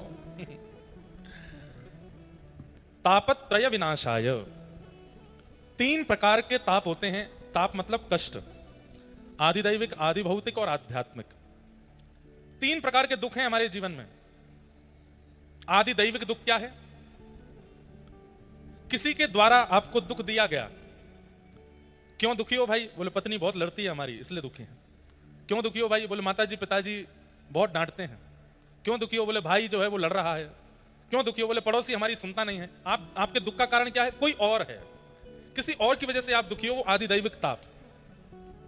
आदि भौतिक ताप, बुखार है इसलिए दुखी हो, सिर में दर्द है इसलिए दुखी हो, पेट में दर्द है इसलिए दुखी हो, मतलब शारीरिक कोई कष्ट है इसलिए दुखी हो, आदि भौतिक ताप। और आध्यात्मिक ताप, किस लिए दुखी हो? बोले वर्षा हो गई भैया, सारी फसल बर्बाद हो गई, देवताओं के द्वारा, प्रकृति के द्वारा दिया गया दुख। ये 3 ही दुख होते हैं हमारे जीवन में। किसी व्यक्ति के द्वारा दिया गया दुख, स्वयं से प्रकट किया गया दुख, या फिर देवताओं के द्वारा दिया गया दुख। ये 3 ही दुख हैं जीवन में, चौथा दुख नहीं होता। लेकिन ठाकुर जी की शरणागति लेने वाले के ये तीनों दुख समाप्त हो जाते हैं। वो अत्यंत सुखी, अत्यंत आनंदित हो जाता है। आपके महाराष्ट्र के संत श्री एकनाथ जी महाराज, एकनाथ जी का नाम सुना है? उनका एक अभंग मुझे बहुत अच्छा लगता है। माझे माहिर पंढरी आहे भीवरे चातिरी। एक बात तो मैं अपने ऊपर मोहर लगाऊंगा, वृंदावन के वक्ताओं में शायद मैं ही हूं जो इतनी मराठी बोलता हूं। और हो सकता है मुझे नहीं पता हो, और भी बोलते होंगे, लेकिन पंढरीनाथ की इतनी कृपा है कि 2-4 पद तो मुझे याद हैं, और ये महाराष्ट्र में कथा होती मैं बोलता ही हूं। माझी बहिण चंद्रभागा करित से पाप भंग, माझी बहिण चंद्रभागा एका जनार्दनी शरण, एका जनार्दनी शरण। एकनाथ जी का ये पद बहुत अच्छा लगता है, किसी दिन गाऊंगा, सबके साथ गाऊंगा। तो श्री एकनाथ जी महाराज, उनके विषय में आता है कि उनको कभी गुस्सा नहीं आता था। दुनिया चाहे जो कर दे, लेकिन एकनाथ जी को क्रोध नहीं आता था। और व्यक्ति को क्रोध ना आवे, इसका मतलब ठाकुर जी देखो, काम, क्रोध, लोभ, मोह, ईर्ष्या, द्वेष, अभिनिवेश, अहंता, ममता, चिंता, इनमें से कोई भी आपके ऊपर प्रभाव नहीं डाल रहा है, इसका मतलब ठाकुर जी आपको मिल गए हैं। ये इस बात का प्रमाण है। आपको क्रोध आता है, अभी ठाकुर जी मिले नहीं। आपके चित्त में काम प्रकट होता है, ठाकुर जी मिले नहीं है। कोई भी वस्तु देख करके मुंह में पानी आ जाता है, अभी ठाकुर जी नहीं मिले, चटोरे हो आप। ईर्ष्या, किसी की उपलब्धि देख करके उससे ईर्ष्या होने लगती है, इसका मतलब ठाकुर जी नहीं मिले अभी आपको। एकनाथ जी महाराज के साथ कोई घटना घट जाए, उनको क्रोध ही नहीं आता था, तो इस बात का प्रमाण था कि ठाकुर जी उनको मिल गए। एक बार की बात, पैठण, यहां से कितना दूर है पैठण? किसी को पता है? 100 किलोमीटर बस। पैठण वो तो भैया धाम है जहां श्री एकनाथ जी महाराज विराजते थे। पैठण मैं कभी गया नहीं हूं, पर देखते हैं, अगर यहां से ज्यादा दूर नहीं होगा, जल्दी जाके आ सकते हैं तो एक दिन जाएंगे, दर्शन कराएंगे पैठण। तो वहां पैठण में एक ब्राह्मण थे, उनकी बेटी का विवाह होना था, लेकिन उनके पास व्यवस्था नहीं थी धन की। तो उन्होंने नगर के अन्य ब्राह्मणों से कहा, भाई मेरी बेटी का विवाह होना है, आप लोग थोड़ी थोड़ी सहायता कर दीजिए, थोड़ा धन दे दीजिए, मैं अपनी बेटी का ब्याह कर दूं। सब लोग इधर देखो, ध्यान से सुनो। तो सब ब्राह्मणों ने उनसे कहा, देखो भाई हम तुमको धन देना चाहते हैं, तुम्हारी बेटी का ब्याह हो, ये हम भी चाहते हैं, लेकिन हम लोग एक बात से बड़े परेशान हैं, हमारी परेशानी पहले दूर करो। बोले किस बात से परेशान हो? बोले ये एकनाथ जी जो हैं, इनको गुस्सा नहीं आता है, हम इनकी निंदा करके देख चुके, इनका अपमान करवा के देख चुके, कितना कुछ करके देख लिया, इनको कभी गुस्सा नहीं आता। तुमने अगर इनको गुस्सा दिला दिया तो हम सब दुगना दुगना पैसा देके तुम्हारी बेटी का इतना अद्भुत ब्याह कराएंगे कि तुम बस देखते रह जाना। कोई भी पिता चाहेगा मेरी बेटी का ब्याह अच्छा हो, और यदि इतना ही करना है कि उसको गुस्सा दिला दो। तो ब्राह्मण ने कहा ठीक है, एकनाथ जी को मैं गुस्सा दिलाऊंगा। वो ब्राह्मण चला गया एकनाथ जी के यहां। एकनाथ जी महाराज ठाकुर जी की सेवा कर रहे थे, चंदन घिस करके ठाकुर जी को लगा रहे थे। सब लोग इधर देखना। और ये ब्राह्मण आया और बिना पादुका उतारे, बिना किसी भी प्रकार का ध्यान रखे कि ठाकुर जी विराज रहे हैं, एकनाथ जी विराज रहे हैं, सेवा चल रही है, बिना पादुका उठारे अंदर घुस गया अंदर जाकर के बिल्कुल पादुका में ही खड़ा हो गया। एकनाथ जी की धीमे से दृष्टि पड़ी, पादुका पहन करके खड़े हैं। एकनाथ जी हंसने लगे, आइए आइए स्वागतम। और बिल्कुल ठाकुर जी की तरफ पैर करके ऐसे एक के ऊपर एक पैर रख के पादुका बिल्कुल ठाकुर जी को दिखाते हुए बैठ गए वहीं पे। बहुत जोर की भूख लगी है, आप बड़ी संतों की सेवा, ब्राह्मणों की सेवा करते हो, चलो मुझे प्रसाद पवाओ। एकनाथ जी बोले बड़ी कृपा, आप हमारे घर आए। अरे सुनो, अपनी पत्नी को बुलाया, बोले ब्राह्मण देवता आए, बढ़िया पकवान बनाओ, इनको प्रसाद पवाओ। पत्नी ने भी आके देखा ये पादुका पहन करके बैठे हैं सामने और बड़ा अजीब व्यवहार कर रहे हैं, लेकिन पत्नी भी एकनाथ जी जैसी, वो भी हंस रही थी, उसको भी गुस्सा नहीं आया। सुंदर चौकी लगाई, थाल लगाया, थाल में खूब सारी सामग्री परोसने लगी। तो ये सोचने लगे जूते से तो ये गुस्सा हुए नहीं, अभी रुको मैं कुछ करता हूं। अब जैसे ही पत्नी आई, आकर के परोस रही थी, झुक करके परोसने लगी, तो अब ये ब्राह्मण कोई छोटे उम्र के तो नहीं थे, 35-36 साल की उम्र होगी। एकनाथ जी की पत्नी के पीठ पर चढ़ गए, और जैसे एक छोटा बालक किसी माँ की पीठ पर चढ़ जाता है, ऐसे एकनाथ जी की पत्नी के ऊपर चढ़ करके ऐसे गला उनका पकड़ लिया, पैरों से उनका पेट दबा लिया, और ऐसे चढ़ करके छोटे बालक की तरह लिपट गए उनसे पीछे पीठ पर। एकनाथ जी महाराज जोर से हंसने लगे, अरे धन्य भाग्य है, धन्य हो देवी, धन्य हो। क्यों? शास्त्र आज्ञा करते हैं कि विप्र जो है वो ठाकुर जी का स्वरूप है। आज तक ठाकुर जी सामने बैठ करके प्रसाद पाते थे, आज तक ठाकुर जी सामने बैठ करके दर्शन देते थे, लेकिन आज तुम्हारी भक्ति का प्रभाव देखो, इस विप्र के देव में, विप्र के रूप में ठाकुर जी तुम्हारी गोद में चढ़ गए। पत्नी भी हंसने लगी। आप लोग सुनिएगा नहीं, इमेजिन करो ये आपके साथ हो तो आप क्या करोगे। पीठ पर चढ़ गए। पत्नी क्या बोलती है, अरे मुझे तो बालकों को संभालने का बहुत बहुत अभ्यास है और मैं तो इनको संभाल लूंगी। पत्नी ने भी हाथ ऐसे लगाए और उनको बोली, क्या पाएंगे आप, मैं ऐसे ही पवा देती हूं, मैं ऐसे ही जल पिला देती हूं। अंत में ब्राह्मण देवता हार मान गया, चरणों में गिर गया, बोले एकनाथ जी मैं ये बात मान चुका हूं कि आपको क्रोध नहीं आने वाला है, मैं चाहे जो कर लूं। अरे किसी की पत्नी के साथ इतना दुर्व्यवहार करे कोई पति कैसे सह सकता है। मैं मान गया।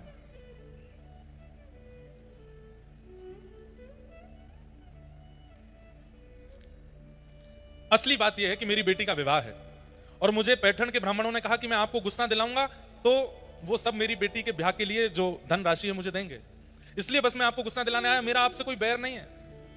एकनाथ जी महाराज बोले, तुमको आते ही पहले ये बात बता देनी चाहिए थी, इतनी देर क्यों लगाई तुमने। कोई ब्राह्मण से धन लेने की आवश्यकता नहीं है, तुम्हारी बेटी का विवाह पंडरीनाथ भगवान करेंगे, सब व्यवस्था होगी, चिंता मत करो। और श्री एकनाथ जी महाराज ने ठाकुर जी से प्रार्थना की, कहां से व्यवस्था हो गई और उस ब्राह्मण की पुत्री का अद्भुत विवाह हुआ, ठाकुर जी ने विवाह कराया।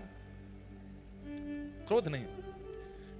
कहीं ना कहीं भगवत प्राप्त व्यक्ति ऐसा हो जाता है, उसको फर्क नहीं पड़ता, फिर चाहे जो हो जाए उसके साथ वो प्रसन्न ही रहता है, वो आनंद में ही रहता है, वो सुखी ही रहता है।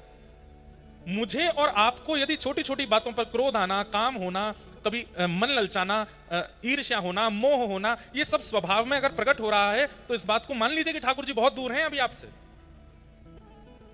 छोटी छोटी बातों की तो बात क्या, बड़ी से बड़ी घटना हो जाती है और आप मुस्कुरा करके सह लेते हैं, तो समझ जाओ ठाकुर जी आसपास ही हैं, बस कुछ ही देर में, कुछ ही दिनों में प्रकट होने वाले हैं। कितनी भी बड़ी भयानक स्थिति क्यों ना हो जाए, आपका मन एकाग्र है तो इसका मतलब ठाकुर जी आपके साथ हैं। तापत्रय विनाशाय श्री कृष्णाय वयम नमः। 3 प्रकार के तापों का जो विनाश करते हैं ऐसे श्री कृष्ण को हम प्रणाम करते हैं, उनको हम वंदन करते हैं। भागवत जी के महात्मा सुनाया गया, श्री सूत जी महाराज से सौनकादि ऋषियों ने प्रश्न किया है कि इस कलिकाल में भगवत प्राप्ति का सर्वोत्कृष्ट साधन क्या है, सर्वश्रेष्ठ साधन क्या है, इस कलयुग में भगवान कैसे मिलेंगे, कृपा कर हमें बताओ।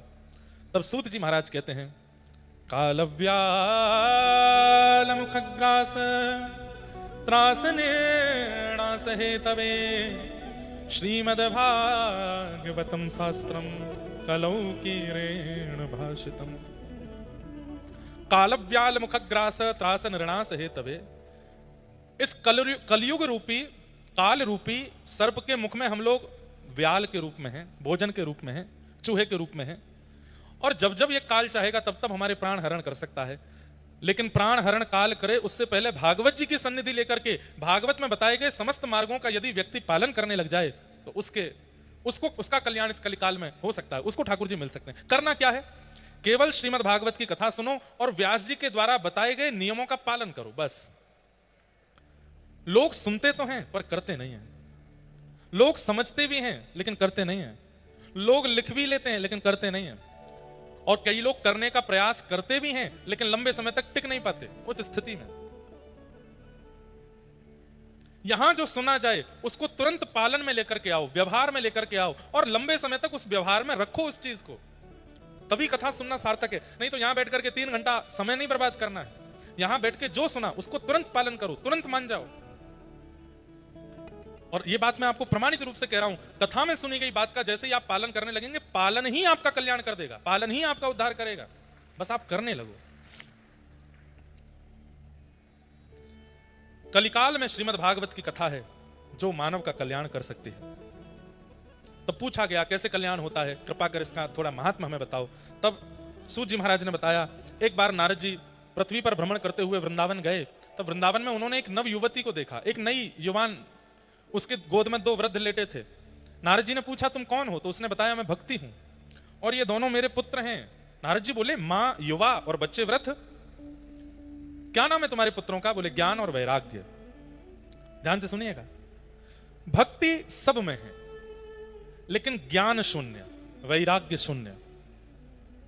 भक्ति है पर ज्ञान नहीं है, भक्ति है पर वैराग्य नहीं है।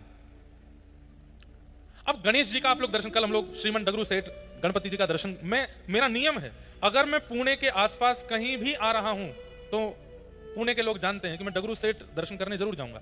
मैं मुंबई जा रहा हूं तो हो सकता है मैं सिद्धिविनायक नहीं पहुंच पाता, ट्रैफिक भी होता है, लेकिन पता नहीं क्यों पुणे आऊंगा तो मैं श्रीमन डगरू सेठ हलवाई गणेश जी का दर्शन जरूर करता हूं। गणेश जी का दर्शन करके भक्ति तो हम प्रकट कर देते हैं, हाथ जोड़ लेते हैं, लेकिन गणेश जी का दर्शन करके ज्ञान क्या होता है? गणेश जी कानों से बताते हैं कि अपने श्रवण शक्ति को विराट रखो।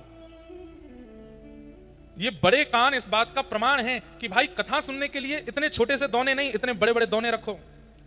जैसे किसी को खीर बहुत अच्छी लगती हो तो वो छोटी कटोरी देख करके बड़ा उदास हो जाता है, अरे इतनी सी कड़ी में खीर क्या पीऊंगा, बड़ा वाला कटोरा लेके आओ। तो मानो गणपति अपने कानों से आज्ञा देते हैं कि भाई संसार की बातें सुनने के लिए तुम्हारे कान जितने उतने ही रखो, लेकिन जब भक्ति की चर्चा सुनो, सत्संग की चर्चा सुनो तो मेरे बराबर कान होने चाहिए, बड़े बड़े पात्र रखो अपने पास। दूसरी आज्ञा क्या करते हैं? लंबोदर, पेट भी बड़ा है। बोले क्या कह रहे हैं? बोले भाई संसार का व्यंजन पाना हो, एक बड़ा पाव खा सको इतनी ही जगह रखना पेट में, लेकिन जब भक्ति की चर्चा हो, सत्संग की चर्चा हो, ज्ञान की चर्चा हो तो इतना ही जगह रखना कि 7 दिन की कथा सुनने के बाद भी ऐसा लगे अभी तो कुछ सुना ही नहीं हमने, ये 7 दिन तो बहुत कम है, महाराज जी अगली बार अहिल्यानगर 1 महीने के लिए आना, 1 महीना कथा सुनाना, हमारी भूख भरी नहीं, हमारा पेट भरा नहीं है अभी। लंबोदर।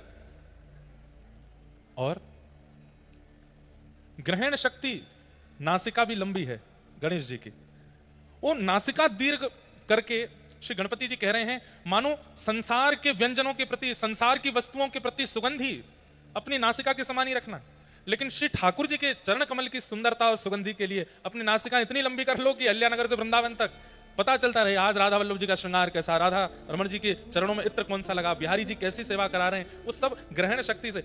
हाथी का एक नियम होता है, वो हाथ से नहीं पकड़ता सामग्री, इसी से ही पकड़ता है। मतलब ये ग्रहण शक्ति का गणेश जी आज्ञा दे रहे हैं, ऐसे ग्रहण करो कि कोई भी वस्तु आवे तुम्हारी नासिका उसको ग्रहण कर ले। ग्रहण का भाव। संसार के प्रति नेत्रों को मूंद के रखो, किनारे में रखो, एक तरफ गुरु और दूसरी तरफ गोविंद, इन दोनों के भाव से अपना दर्शन करो। अनेक अनेक भाव, मतलब भक्ति के साथ में ज्ञान का होना बड़ा आवश्यक है, ज्ञान का होना बड़ा आवश्यक है। हम भक्ति तो करते हैं पर ज्ञान नहीं हो। शंकर जी पर जल चढ़ाते हैं, शंकर जी पर दूध चढ़ाते हैं, शंकर जी पर घी चढ़ाते हैं, शंकर जी पर दही चढ़ाते हैं, पर इसके पीछे ज्ञान क्या है हम नहीं जानते। एक ऋषि थे, उन ऋषि ने ऐसी तपस्या की हिमालय पर बैठ करके कि इंद्र ने प्रकट होकर के कहा वरदान मांगो क्या चाहिए। ऋषि ने कहा कुछ नहीं चाहिए। फिर तपस्या की, इंद्र फिर प्रकट हो गए, बोले वरदान मांगो क्या चाहिए, नहीं चाहिए कुछ भी। फिर तपस्या की, ब्रह्मा जी गए, उन्होंने कहा वरदान मांगो, बोले नहीं चाहिए। तो देवताओं को थोड़ी घबराहट हुई, कहीं ऐसा तो नहीं हम बार बार वरदान देने के लिए जाते हैं ये मना कर देते हैं। ऐसी प्रवृत्ति कई बार राक्षसों की भी रहती है। हिरण्यकश्यप ने भी ऐसा ही किया था, वो तपस्या पर तपस्या करता गया, कुछ नहीं लेता गया, बार बार उसको वरदान देने का भाव रहा, लेकिन उसने कुछ स्वीकार नहीं किया। एक दिन तप के प्रभाव से अपने आप को इतना बलशाली बना लिया कि तीनों लोगों को अपने वश में कर लिया। तो इंद्र घबरा गए। इंद्र बोले मैं देने जाता हूं, ये लेने से मना कर देते हैं, कहीं ऐसा तो नहीं है ये इतना बलशाली होना चाहता है कि एक दिन ये स्वर्ग लोक आदि सबको अपने वश में कर ले, इनकी तपस्या तोड़वानी पड़ेगी। तब उन्होंने महादेव से जाके कहा, महादेव एक ऋषि हैं, हिमालय पर्वत पर रहकर तपस्या करते हैं, आप कैसे भी करके इनका स्थान जो है उसको जला दो। शंकर जी बोले हमसे क्यों करवा रहे हो ये काम? बोले कामदेव परास्त हो गया, बाकी के देवता भी परास्त हो गए, इनकी तपस्या कोई नहीं छुड़वा पाया, बस आप ही हो जो छुड़वा सकते हो। शंकर जी बोले तपस्या छुड़वानी क्यों है, करने दो। नहीं नहीं भगवान, ये इतना बलशाली हो जाएगा, एक दिन देवलोक को अपने वश में कर लेगा, हम सब इसके बल के सामने सूक्ष्म हो जाएंगे, इसकी तपस्या तुड़वानी है। तो देवताओं के बहुत आग्रह पर भोलेनाथ हैं गए, और वो ऋषि तो गए थे वन में, उनका जो आश्रम था शंकर जी ने उसको अंतर्ध्यान कर दिया। जब ऋषि लौट करके आए तो अपना आश्रम जब नहीं देखा तो क्रोध में भर करके श्राप दे दिया, जिसने भी मेरा ये आश्रम जलाया है बिना किसी कारण के, मैंने किसी का बुरा तो नहीं किया, मेरे आश्रम की ये दुर्गति जिसने भी की है मैं श्राप देता हूं, उसके संपूर्ण अंग में अग्नि की तरह ज्वाला प्रकट होगी, जलन होने लगेगी। महादेव का अंग ज्वलनशील होने लगा, पसीना पसीना हो गए, लाल पड़ गया पूरा अंग। खूब गंगा जल डाला, खूब जल डाले, लेकिन किसी भी प्रकार से वो अग्नि शांत नहीं हुई। अग्नि नहीं लगी है, लेकिन अंग में ज्वलनशीलता वैसी ही हो रही है जैसे आग लगने वाले को होती है। तब नारायण के पास जब ये बात पहुंची, तब भगवान ने अपनी परम प्रिया कामधेनु माता को भेजा और कहा आप अपने थनों से जाकर के दुग्धाभिषेक करो। जैसे ही कामधेनु मैया ने अपने थनों से दुग्धाभिषेक किया, जहां जहां दुग्ध की बूंदें पड़ी वहां वहां वो अग्नि शांत होती चली गई और महादेव अति प्रसन्न हुए। महादेव ने कहा किसने भेजा कामधेनु तुम्हें? तब उन्होंने बताया आपके आराध्य, आप जिनसे अति प्रेम करते हैं, नारायण ने मुझे भेजा। तब से महादेव ने ये नियम बना दिया, मेरे आराध्य ने मुझ पर दुग्ध चढ़ा करके मुझे प्रसन्न किया, आज के बाद जो भी मुझ पर दुग्ध अभिषेक करेगा, जो भी दुग्ध से बनी सामग्री का अभिषेक करेगा, मैं उस पर इतना प्रसन्न हो जाऊंगा कि उसने मेरे प्रिय नारायण की आज्ञा मानी है, वो जो चाहेगा वो वरदान उसको मैं दिया करूंगा। तब से महादेव पर नित्य दुग्धाभिषेक, घृताभिषेक, दही का अभिषेक आदि आदि किया जाता है। भक्ति के साथ ज्ञान नहीं होगा तो भक्ति प्रसन्न नहीं रहेगी, क्योंकि ज्ञान उनका बेटा है। इसलिए आप जो कुछ भी करते हैं, हनुमान चालीसा का पाठ करते हैं, पहले हनुमान चालीसा का ज्ञान ले लीजिए क्या है। आप विष्णु सहस्त्रनाम का पाठ करते हैं, पहले उसका ज्ञान ले लीजिए। आप दुर्गा सप्तशती का पाठ करते हैं, पहले उसका भावार्थ समझ लीजिए, तभी उसका पाठ करना सहायक होगा। लेकिन हम लोग बिना जाने, बिना ज्ञान के भक्ति करते हैं, इसलिए भक्ति प्रसन्न नहीं रहती। ज्ञान का होना जरूरी है। और भक्ति के दूसरे पुत्र का नाम है वैराग्य। वैराग्य का मतलब क्या है? वैराग्य का मतलब घर छोड़ना नहीं, राग रहित व्यक्ति को वैराग्य कहते हैं। सब लोग ध्यान से सुनिए, इधर देखो, जो राग रहित है उसी को वैराग्य कहते हैं। राग रहित मतलब आपने मुझे माला पहनाई और आपके प्रति मेरा इतना वो हो गया, अब आप चाहे कुछ गलत भी करते हो तो भी मैं आपकी प्रशंसा करता हूं, नहीं नहीं ये तो बहुत अच्छे हैं, ये तो बहुत ऐसे हैं, ये राग है। वैराग्य का मतलब क्या है? तुम चाहे मुझे माला पहनाओ, तुम चाहे मुझे गाली दो, तुम्हारे प्रति मेरी कोई दुर्भावना नहीं और कोई सद्भावना नहीं, मैं एक रस हूं, ये वैराग्य है। हम कथा करते हैं, हमको हजारों लोग प्रेम देते हैं, लेकिन हजारों में से सैकड़ों लोग बुरा भला भी बोलते हैं, लेकिन दोनों के प्रति एक ही भावना रखना, ये वैराग्य है। एकनाथ जी की चर्चा हुई, श्री एकनाथ जी महाराज पर एक मुस्लिम व्यक्ति ने, सबने कथा सुनी है, 108 बार अपने मुख का झूठन थूका, लेकिन एकनाथ जी उसके प्रति सम ही रहे। जो प्रसन्नता माला पहनाने वाले के प्रति एकनाथ जी की रहती थी, वही प्रसन्नता से उसको भी देख रहे थे। इसको वैराग्य कहते हैं। हम लोग ऐसे नहीं हैं। कोई हमारे प्रति अनुकूल है तो हम अनुकूल व्यवहार करते हैं, और कोई हमारे प्रति प्रतिकूल है तो हम उसके प्रति प्रतिकूल ही रहते हैं। वैरागी व्यक्ति कैसा होता है? अनुकूल प्रतिकूल दोनों के प्रति सम रहे। श्री दत्तात्रेय भगवान के 24 गुरु हैं। श्री दत्त प्रभु ने वैराग्य भाव की स्थापना की, इसलिए उनको दिगंबर कहते हैं। इसलिए आप कभी भी दत्त प्रभु के अनुयायियों से मिलोगे, जैसे हम जय श्री कृष्ण कहते हैं, जैसे आराम बोलते हैं, वो बोलते हैं दिगंबरा। दिगंबरा मतलब आकाश ही जिसके वस्त्र हैं वो दिगंबर। जो कुछ नहीं पहनता, आकाश को ही पहन करके रहे, वो दिगंबर है। आकाश को पहन के रहे, वस्त्र ना पहने, इसका मतलब क्या है? जो किसी के उड़ावे में ढके ना, सदा मुक्त है, उसको दिगंबर कहते हैं। हम सब मुक्त नहीं, हम सब बंधन में हैं। किसी के ऊपर व्यसनों का बंधन है, कोई व्यसन के बंधन में बंधा हुआ है, किसी के ऊपर संबंधों का बंधन है, किसी के ऊपर धन का बंधन है, किसी के ऊपर यश कीर्ति मान प्रतिष्ठा का बंधन है। हम सब बंधनों में बंधे हैं, मुक्त नहीं है हम लोग। भक्ति क्या करती है? धीरे धीरे धीरे धीरे मुक्त कर देती है। धन नहीं है तो भी कोई दिक्कत नहीं, यश नहीं है तो भी कोई दिक्कत नहीं, अपमान है तो भी कोई दिक्कत नहीं, संबंधी है तो भी कोई दिक्कत नहीं, संबंधी छोड़ के चला गया तो भी कोई दिक्कत नहीं, सब में सम। इसी को वैराग्य कहते हैं। जो मुक्त है वही वैराग्य है। ये भक्ति के दूसरे पुत्र का नाम है। अब ये तो थोड़ा मैंने टिपिकल भाषा में समझा दिया, अब आसान भाषा में समझाऊं। वैराग्य किसको कहते हैं? घर छोड़ना वैराग्य नहीं, घर में रहते हुए किसी के प्रति आसक्त ना रहना यह वैराग्य है। 56 भोग सामने रखे हैं लेकिन उन पर मन का ना ललचाना यह वैराग्य है। करोड़ों रुपयों से भरी हुई कोई सामग्री आपको मिल गई लेकिन उसके प्रति भी लोभ ना आना यह वैराग्य है। परम सुंदरी स्त्री या परम पुरुष का दिख जाना और उसका आपके प्रति अनुकूल व्यवहार होने पर भी उसके प्रति रति ना होना यह वैराग्य है। यह वैराग्य है। वैराग्य का मतलब क्या है? वस्तु का त्याग नहीं, वस्तु के प्रति इच्छा का त्याग, उसको वैराग्य कहते हैं। हम हलवा नहीं खाते, खाने को मिलता ही नहीं है तुमको इसलिए बोल रहे हो नहीं खाते। कई लोग अपने नाम के आगे ब्रह्मचारी लगा देते हैं, ये ब्रह्मचारी हैं। क्यों? इन्होंने ब्याह नहीं किया। अब दो बातें, ब्याह किया नहीं था कि प्रयास बहुत किया लेकिन मिला कोई नहीं। कोशिश तो बहुत करी, रिज्यूम बहुत जगह भिजवाए थे, उन्हें रिज्यूम नहीं, क्या बोलते हैं उसको, बायोडाटा बहुत जगह भिजवाया था। इतने पढ़े हैं, इतने लिखे हैं, इतने बड़े बाल हैं, सुनहरे बाल हैं, इतना खाते हैं, इतना पीते हैं, ऐसे रहते हैं, ये हॉबीज हैं, इतनी हाइट है, थोड़े से सांवले हैं लेकिन रोज क्रीम लगाते हैं, एक दिन हो जाएंगे गोरे, हमसे ब्याह कर लो। सामने वाले ने रिजेक्ट कर दिया। 1 रिजेक्शन, 2 रिजेक्शन, 5, 10 रिजेक्शन, 25, 30 रिजेक्शन जब हो गए तो अपने मन को समझाने के लिए, तू रिजेक्टेड नहीं है तो तू सन्यासी है बेटा, तू विरक्त है। ब्रह्मचारी, हम ब्रह्मचारी हैं, 40 साल के हो गए, हमने ब्याह नहीं किया। अब सुनने वाले वो हो ब्रह्मचारी ब्रह्मचारी, लेकिन अंदर की बात कौन जाने, प्रयास तो बहुत किया पर किसी ने हाँ ही नहीं करी थी। ये ब्रह्मचर्य नहीं है। ब्रह्मचारी किसको कहेंगे? असंख्य सुंदरी नारियां आ गई थीं लेकिन फिर भी अपने मन को एकाग्र करके निकल पड़े उस रास्ते से, किसी के प्रति मन ना जाने दिया, वो ब्रह्मचारी है। वैराग्य का मतलब क्या है?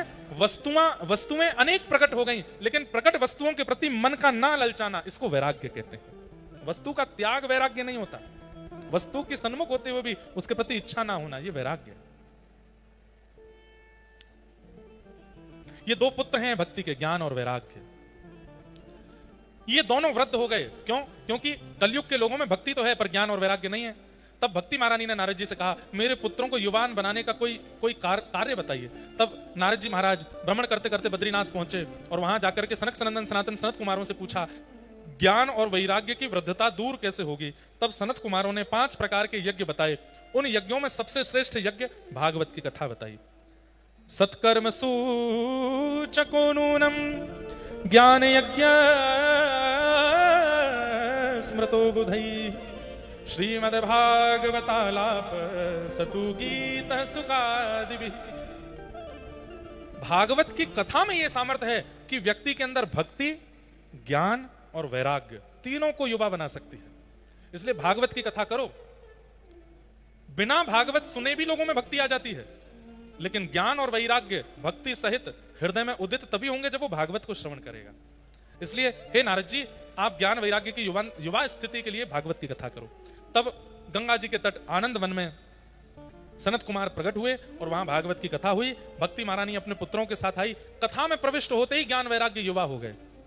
इसका मतलब क्या है? अगले 7 दिनों में कथा सुनते सुनते अनुभूति होगी कि ज्ञान भी युवा हो जाएगा, वैराग्य भी युवा हो जाएगा। 7 दिन बाद जब कथा विश्राम होगी उसके बाद वो धीरे धीरे फिर वृद्ध होने लगेंगे। आपको चाहिए कि जो चित्त में ज्ञान वैराग्य युवा हुए हैं वो वृद्ध ना हो, वो युवा ही रहें।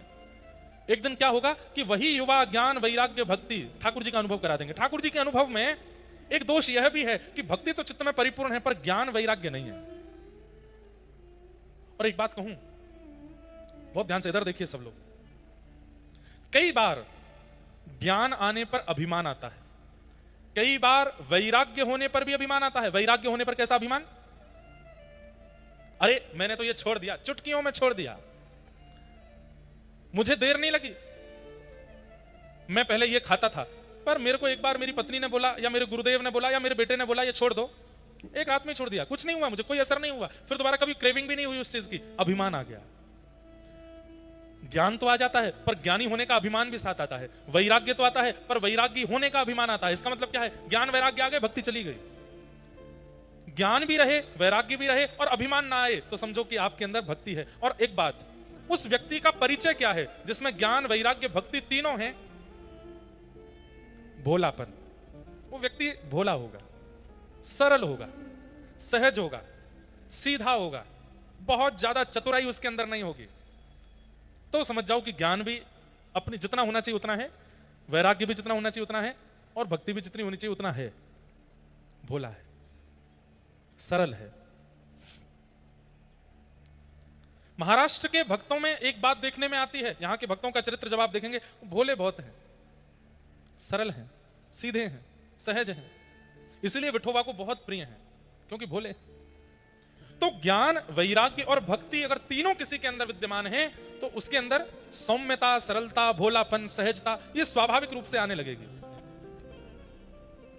अब माता पिता की सेवा कर रहा है पुंडलीक, और द्वार पर आकर के पंडरीनाथ भगवान खड़े हो गए हैं, साक्षात त्रिलोकीनाथ भगवान आकर के खड़े हो गए और कह रहे हैं, आ जाओ पुंडलीक, मैं तुम्हें दर्शन देने आया हूं। और पुंडलीक क्या कह रहा है?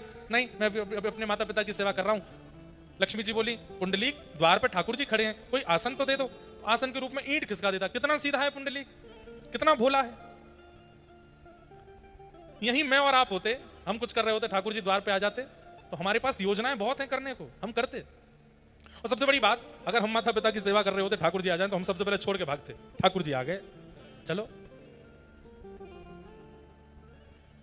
पर पुंडलीक नहीं गया, क्यों? भोला है, सीधा है। तो इसलिए इन 7 दिनों में ज्ञान, वैराग्य और भक्ति तीनों को चित्त में स्थापित कीजिएगा, और ये देखते रहिएगा कि आप यदि सरल हो, आप यदि सहज हो, आप यदि भोले हो, आपके अंदर चतुराई ज्यादा नहीं है, इसका मतलब जितना ज्ञान होना चाहिए उतना है, जितना वैराग्य होना चाहिए उतना है, जितना भक्ति होनी चाहिए उतनी चित्त में है, तभी आप इतने सरल, सहज और भोले हो। कथा सुनते ही तीनों युवा हो गए। भक्ति सुतौ तौ तरणौ गृहीत्वा प्रेमैकरूपा सहसा विरासी, श्री कृष्ण गोविंद हरे मुरारे नाथेति नामानि मुह वदन्ति। भक्ति महारानी ज्ञान वैराग्य के साथ युवा हो गए, और भागवत की कृपा से ज्ञान, वैराग्य, भक्ति सबके चित्त में स्थापित हुई। तो भागवत जी का पहला महात्मा क्या है कि भक्ति, ज्ञान, वैराग्य तीनों युवा होते हैं कथा सुनने से। अब भागवत जी के दूसरे महात्मा में चलते हैं। बस हम 10-15 मिनट में और कथा कहेंगे। कल से तो कथा का समय नियमित रहेगा, 4, 4:15 से 7। आप सब लोग 3 बजे ही आ जाना। हाँ, गर्मी तो बहुत है बाहर, गर्म, हमारे यहां से ज्यादा गर्म है यहाँ पर, लेकिन आप गर्मी सह के आ जाना, ठंडक हम दे देंगे, शीतलता हम दे देंगे खूब। ये हमारा काम है, कथा सुना करके, प्रेम भक्ति सुना करके। अभी तो पहला दिन है, अभी तो धीरे धीरे खूब रस बढ़ेगा। पहले दिन तो पहचान ही होती है, आप मुझे पहचानो, मैं आपको पहचानूं, धीरे धीरे पहचान बढ़ेगी और प्रेम रस प्रकट होगा चित्त से। दूसरी बात, बहुत ध्यान से सुनिएगा। नारद जी महाराज ने प्रश्न किया, के विशुद्ध्यन्ति वदन्तु मह्यम सप्ताह यज्ञेन कथामयेन। कथा सुनने से कौन कौन से पाप दूर होते हैं, कृपा करके हमें बताओ।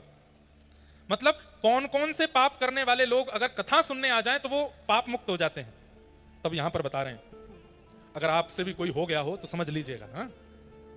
ये मानवा पाप कृतस्तु सर्वदा सदा दुराचार रता विमार्गगा क्रोधाग्नि दग्धा कुटिलश्च कामिनः सप्ताह यज्ञेन कलौ पुनन्ति ते। सबसे पहली बात, जिसने अपने जीवन में सारे पाप किए हैं, ये मानवा पाप कृतस्तु सर्वदा, कोई पाप ना छोड़ा हो, अगर वो भी कथा में आकर के बैठ जाए और पहले दिन ही संकल्प ले ले कि हे भागवत जी, मैंने बहुत पाप किए हैं, लेकिन मैं अब पवित्र होना चाहता हूं, मैं संकल्प लेता हूं जीवन में दोबारा कभी पाप नहीं करूंगा, बस आप मुझे पवित्र कर दीजिए। आप ये संकल्प ले लीजिए कि मैं दोबारा पाप नहीं करूंगा, और ऐसा संकल्प लेकर 7 दिन की कथा सुनो, आज तक जितने पाप बने सब नष्ट हो जाएंगे। एक कथा सुनाऊं। एक ब्राह्मण थे, उनके यहां एक सेवक काम करता था। सब लोग इधर देखो। उस सेवक की मृत्यु हो गई। मृत्यु होने के बाद वो सेवक यमलोक गया, यमदूत बन गया। एक बार वो ब्राह्मण बैठे थे, तो 2-4 महीने बाद वो सेवक दिखाई दिया, तो ब्राह्मण घबरा गए। उससे बोले, ए तुम तो मेरे यहां काम करते थे, वही लड़के? बोले हाँ। तुम्हारी तो 4 महीने पहले मृत्यु हो गई, तुम अभी कैसे आ गए? बोले मैं जीवित नहीं हूं, मैं मरने के बाद यमराज जी के लोक में गया और यमराज जी ने मुझको अपना दूत बना लिया है, अब मैं यमदूत बन गया हूं। तो पंडित जी बोले, तुम यमदूत बन गए हो? बोले हाँ। बोले यमदूत कैसे बनते हैं? बोले जब व्यक्ति एक बार पाप करने के बाद मृत्यु के बाद नरक जाता है, फिर पुनर्जन्म लेता है, फिर पाप करके फिर नरक जाता है, फिर जन्म लेता है, फिर पाप करके फिर नरक जाता है, ऐसे 100 बार जो नरक जाता है उसको यमराज जी फिर अवार्ड रूप में अपना दूत बना लेते हैं। बोले तू भाई बार बार आता है, हर जन्म के बाद तेरा यहां आना होता है। अच्छा एक बात सुनिएगा, नरक जाने वाले स्वर्ग जाने वालों का पुनर्जन्म होता है। नरक और स्वर्ग क्यों जाते हैं ये तो सबको पता होगा। मैंने जितने पाप किए उन पापों का दंड भोगने में नरक जाऊंगा, मैंने जितने पुण्य किए उन पुण्यों को भोगने के लिए मैं स्वर्ग जाऊंगा। एक बार मुंबई में कथा चल रही थी तो वहां एक बालक ने मुझसे प्रश्न किया, महाराज जी भगवान गीता में कहते हैं नैनम नैनम छिंदन्ति शस्त्राणि नैनम दहति पावक, आत्मा को कोई काट नहीं सकता, मार नहीं सकता, जला नहीं सकता, भिगो नहीं सकता, ये सब क्रिया शरीर के साथ होती है। शरीर तो जल करके यहीं भस्म हो जाता है, तो फिर नरक में वेदना कौन सहता है? आत्मा को तो वेदना होती नहीं। कितना अच्छा शब्द प्रश्न पूछा ना। तब उसका उत्तर क्या मिला कि व्यक्ति को मृत्यु के बाद में भोग शरीर मिलता है, एक दूसरा शरीर मिलता है जिसका नाम ही है भोग शरीर। उस भोग शरीर को कितना भी मारो पीड़ा होती है लेकिन मरता नहीं है। उस भोग शरीर को बीच से काट दो दर्द पूरा होगा लेकिन मरोगे नहीं। और वही भोग शरीर जब स्वर्ग में जाता है, कितना भी खिला दो पेट नहीं भरता, कितना भी सुला दो नींद पूरी नहीं होती, कितना भी समय रह ले बूढ़ा नहीं होता, वो भोग शरीर है। तो नरक और स्वर्ग का सबको कॉन्सेप्ट पता है। मैंने जितने पाप इस जन्म में किए उतने पाप वहां गिनती हो रही है, उनको भोगने में जाऊंगा और वो पाप जैसे ही मैं भोग लूंगा फिर यमदूत हमको कहेंगे अब दोबारा जाओ पृथ्वी पे, अच्छे कर्म करना ताकि दोबारा यहां आना पड़े। लेकिन मैं आके फिर से बुरे बुरे कर्म कर देता हूं, फिर से जाना पड़ता है। ऐसी 100 बार जिसके चक्कर लग जाते हैं, फिर यमराज जी कहते हैं भाई तुम बार बार आते हो, अब तुमको सब पता है कौन सी गली है, कौन सा मोहल्ला है, कहां तेल की गर्म कढ़ाई है, कहां तलना है, कहां पर काटना है, तुमको सब पता है। नरक पूरा तुमने देख लिया है, इसको दूध बनाओ। वो दूध बन जाता है। ब्राह्मण देवता बोले बहुत बढ़िया भैया, तुम हमारे पास क्यों आए हो? बोले मैं तो इसलिए आया हूं कि अभी नगर का वो फलाना आदमी है उसको लेने आया हूं, मैं उसको लेके जाऊंगा। तो बोले वो आदमी तो अभी मेरे पास बैठा था। बोले हाँ अभी उसका 5 मिनट और बचे हैं, उसको पेट में दर्द होगा, प्राण निकलेंगे, लेके मैं जाऊंगा उसको। मैंने सोचा अपने ही गांव में जा रहा हूं तो आपसे मिलने आ जाऊं। पंडित जी बोले बड़ी कृपा, भैया एक काम करोगे? बोले क्या? हमको बिना मरे नरक का दर्शन करा सकते हो?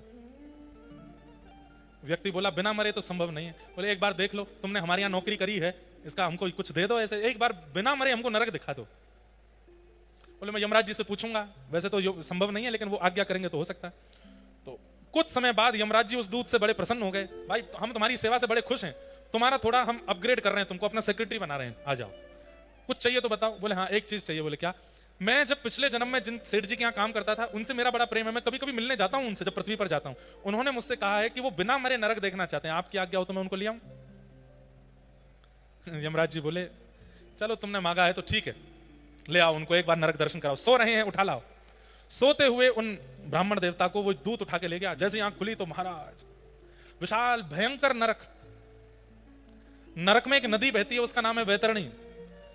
शास्त्रों में वर्णन है कि उस वैतरणी नदी से इतनी बड़ी दुर्गंध आती है कि कोई व्यक्ति अगर उस दुर्गंध को एक बार सूंघ ले तो उसके प्राण वहीं निकल जाएंगे, लेकिन वहां प्राण नहीं निकलते, सूंघते ही रहना पड़ता है। उस वैतरणी नदी में जल नहीं है तो शरीर से निकलने वाला रक्त, शरीर से निकलने वाला मांस, शरीर से निकलने वाला सफेद मवाद, उसकी नदी है वो।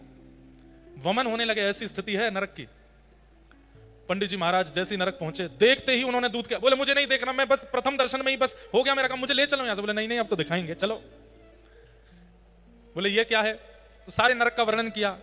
जब व्यक्ति किसी के साथ छल करता है तो उसके साथ ऐसा होता है, व्यक्ति किसी को धोखा देता है तो उसको ये पीड़ा मिलती है, व्यक्ति जब निर्दोष जानवरों को मार के खा जाता है तो उसके साथ ऐसा होता है, ऐसा सब दिखाया। पंडित जी महाराज नाक पे हाथ धरे पूरे नरक में घूमे। अंत में यमराज जी के पास गए। यमराज जी से जाकर के कहा हमने देख लिया, अब हम कभी नरक नहीं आना चाहते। बोले नरक तो आप आओगे, मृत्यु के बाद आपको 2 मिनट के लिए नरक आना पड़ेगा। बोले मैंने तो कोई पाप किया ही नहीं। बोले एक पाप किया है आपने। बोले क्या पाप किया? बोले तुम्हारे गांव में एक जूता बनाने वाला रहता है, तुमने उससे अपने पैर के जूते बनवाए, उसने तुमको 2 रुपया 20 पैसा कहा था कि इतना दे दो, इतने में बने हैं। तुमने उसको 2 रुपया दिया और कहा भाई तुम गांव के आदमी हो, हम ब्राह्मण हैं, 20 पैसा क्यों चाहिए तुमको, छोड़ दो 20 पैसा ऐसे ही छोड़ दो। वो कहता रहा मैं गरीब मैं गरीब हूं, मेरा घर नहीं चलेगा, 2 रुपया 20 पैसा है, 20 पैसा भी दे दीजिए। तो तुमने उसको मना कर दिया 20 पैसा नहीं देंगे। तो 20 पैसा ना देने का पाप भोगने के लिए तुमको नरक आना पड़ेगा। किसी की कमाई, किसी का अधिकार तुमने खाया है, तुमको भोगना पड़ेगा। तो बोले मैं एक बार आ गया हूं, आप अभी मुझको दंड दे दीजिए, उसका जो भी दंड होता हो। तो बोले किसी के अधिकार का पैसा खाने से दंड मिलता है एक बिलांद, इतना होता है एक बिलांद चमड़ी उछाली जाएगी। उल्टे हो जाओ, वो ब्राह्मण उल्टे हो गए और यमदूतों ने एक बिलांद चमड़ी उनकी निकाल ली और बहुत वेदना हुई, रक्त निकला। बोले बस अब तुमको नरक नहीं आना पड़ेगा, अब ध्यान रखना लौट के जा रहे हो, अब कोई पाप मत करना नहीं तो आना पड़ेगा। तब यमराज जी से जाते जाते उन ब्राह्मण देवता ने पूछा कौन लोग नरक नहीं आते, कृपा कर उनके बारे में मुझे बता दो। तो वैसे भागवत जी में इसका श्लोक लिखा है अजामिलोपाख्यान में, लेकिन इस कथा में यमराज जी क्या कहते हैं, जो व्यक्ति नित्य तिलक धारण करता है, जो व्यक्ति नित्य अपने गले में कंठीमाला पहनता है और राम नाम, कृष्ण नाम, राधा नाम, नारायण नाम और गुरु प्रदत्त मंत्र नित्य जाप करता है, एकादशी व्रत का नियम पालन करता है, सत्संग कथा कीर्तन श्रवण करता है, उसको नरक नहीं आना पड़ता। कितना इजी है ना, कितना आसान है। लेकिन यह करने में भी लोगों की शामत आ जाती है, नहीं करते। तिलक लगाना है पर अपने आप पहुंच लेते हैं, नहीं लगाते उसको। कंठी माला पहननी है। एक बार अभी 2 साल पहले ही नासिक में कथा थी मेरी, वहां एक भैया मुझसे क्या बोलता है, महाराज जी कंठी पहनने के बाद प्याज नहीं खानी चाहिए। मैंने कहा नहीं, हम ऐसा कर सकते हैं। मैंने कहा कैसा? कंठी उतार के प्याज खा लिया करें और फिर खाने के बाद फिर कंठी पहन ले। मैंने कहा वाह, मैंने कहा बहुत बढ़िया। मैंने कहा ये तो वही हो गया कि ब्याह के बाद बहू बोली कि मैं मंगलसूत्र उतार के दूसरे के संग घूमे आती हूं, आके फिर मंगलसूत्र पहन लूंगी। ऐसा थोड़ी होता है। हम लोग बड़े विचित्र हैं, अपनी अनुकूलता देख करके सब क्रिया कर लेते हैं। नहीं, माथा सूना नहीं रखना चाहिए, चाहे बहनें हो चाहे भाई हो। चाहे एक टीका लगाइए, और अगर दीक्षा हो गई है तो अपने गुरुदेव का तिलक लगाइए, लगाना चाहिए आपको। सूना माथा नहीं रखना चाहिए। कई संप्रदायों में माताओं को तिलक लगाने का अधिकार नहीं है, तो बिंदी लगाइए, कुछ तो लगाइए। आपका माथा सूना नहीं रहना चाहिए किसी भी परिस्थिति में। आज जिन लोगों का सूना है वो लोग शर्माओ मत, कल से लगा लेना, नित्य तिलक धारण करो। तिलक धारण करने की महिमा क्या है? एक बार एक बड़ा पापी व्यक्ति यमलोक से यमदूत भेजे गए इसको लेने के लिए। उसके जैसे ही प्राण निकलने वाले थे, उसी समय पेड़ के ऊपर बैठे हुए एक पक्षी ने विष्ठा की और वो विष्ठा उसके माथे पे आके गिरी और माथे से ही तिलक बन गई। जैसे ही यमदूत उसको लेने आए, विष्णु दूतों ने आकर के रोक दिया, बोले इसको नहीं ले जा सकते। बोले क्यों? देख नहीं रहे माथे पे तिलक लगा है? तब यमदूतों ने कहा, बोले तिलक नहीं है, ऊपर बैठे हुए किसी पक्षी ने विष्ठा कर दी है। बोले कुछ भी हो, देखने में तो तिलक जैसा ही लग रहा है, इसको नरक नहीं ले जा सकते। अब तो ये विष्णु लोक ही जाएगा। सोचिए, गलती से विष्ठा रूप में अगर माथे पर कुछ पड़ जाए तिलक जैसा, तो विष्णु लोक मिल जाता है। यदि हम नित्य गोपी चंदन हाथ में लेकर के, रोली हाथ में लेकर के, उसमें यमुना जल गंगा जल मिला करके गुरु मंत्र का जाप करते हुए तिलक धारण करते हैं, तो ठाकुर जी के लोक की प्राप्ति कैसे नहीं होगी? और रात में सोते समय मुंह नहीं धोना है, तिलक लगा के रखिए। और कई लोग नहाते हैं, रात्रि में स्नान का विधान है, स्नान करके फिर तिलक लगाओ। तिलक लगा के सो, रात में प्राण चले गए तो कभी भी प्राण जा सकते हैं। माथे पर तिलक 24 घंटे रहना चाहिए आपके। दूसरा, गले में कंठी माला। हम सब पिंड हैं। पिंड किसको बोलते हैं? हम सब ठाकुर जी की प्रसाद हैं, भोग हैं। जैसे वड़ा पाव में अंदर वड़ा होता है ना, वड़ा, हम सब भी वड़ा हैं। लेकिन ठाकुर जी का एक नियम है कि जैसे वड़ा पाव वाले पाव के साथ वड़ा खाते हैं, ठाकुर जी तुलसी पधरा के वड़ा पाते हैं। हम सब बड़ा हैं, अगर तुलसी नहीं धारण करेंगे तो ठाकुर जी पाएंगे कैसे? नित्य तुलसी पहनो गले में, तिलक लगाओ, तुलसी धारण करो। और तीसरा, ये तो हो गया बाहर का रूप। अब तीसरा, भीतर क्या करो? बोले मन में ठाकुर जी को बसाओ, बुद्धि में ठाकुर जी को बसाओ और जिह्वा से निरंतर नाम गाते रहो। यमराज कहते हैं उसको कभी नरक आना नहीं पड़ेगा, उसको कभी नरक नहीं जाना। एक और बात, मान लीजिए उस व्यक्ति ने बहुत पाप किया जीवन में और अचानक से उसने कथा में सुन लिया कि तिलक लगाने से, कंठी पहनने से, नाम जपने से नरक नहीं जाना पड़ता, और वो ये करने लग जाए तो नाम के प्रभाव से, तिलक के प्रभाव से, तुलसी के प्रभाव से उसके पूर्व के पाप भी नष्ट हो जाएंगे। नष्ट कैसे होंगे? जीते जी ही उसको पाप भोगना पड़ेगा संसार में, यही भोग लेगा, यही नष्ट कर लेगा, और फिर दोबारा ना करने की स्थिति नाम प्रकट कर देगा कि वो कभी पाप करे ना। इसलिए नाम, मुख पे हो राम नाम, साधु सेवा हाथ में, तू अकेला नहीं प्यारे, राम तेरे साथ में। मुख में राम नाम, राधा नाम, कृष्ण नाम, विठल नाम, राम कृष्ण हरि नाम, नारायण नाम होना चाहिए। ये जीव क्वारी ना रहे, इस जीव का ब्याह कराओ नाम के साथ। ये लूली बाई है। कौन है? लूली बाई।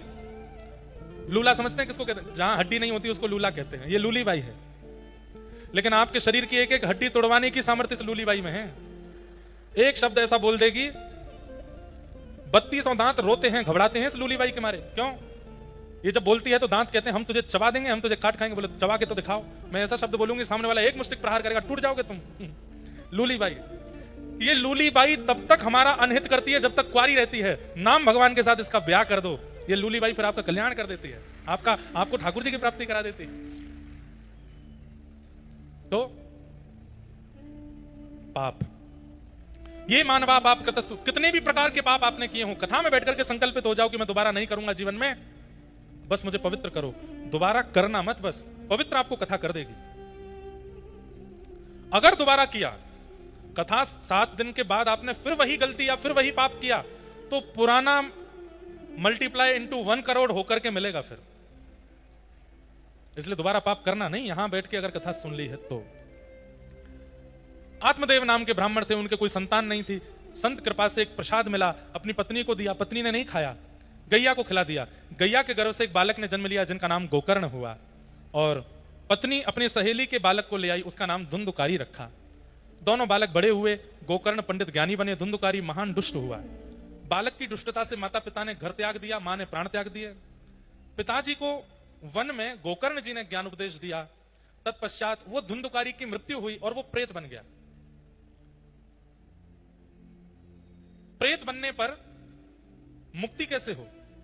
कहते हैं जिसको नरक में भी स्थान नहीं मिलता वो प्रेत बन जाता है। और प्रेत योनि नरक योनि से भी ज्यादा खराब है। प्रेत योनि के लिए गोकर्ण जी महाराज ने गया में जाके श्राद्ध किया, लेकिन गया श्राद्ध से भी उसके पाप इतने थे कि वो पवित्र नहीं हुआ। तब सूर्य नारायण भगवान से पूछा कि महाराज इसकी मुक्ति कैसे होगी? तब सूर्य नारायण भगवान ने आज्ञा करके बताया, श्रीमद् भागवत की कथा कराओ। श्रीमद् भागवत की कथा में यह सामर्थ्य है कि अत्यंत घोर प्रेत योनि में पड़ा हुआ व्यक्ति भी मुक्त हो जाएगा। तब भागवत की कथा हुई और श्रीमद् भागवत की कथा से, गोकर्ण जी महाराज के कथन से धुंधुकारी प्रेत योनि से मुक्त हुआ। 7 दिन में मुक्त होकर के भगवत धाम को प्रस्थान कर गया। बोलो भागवत महापुराण की।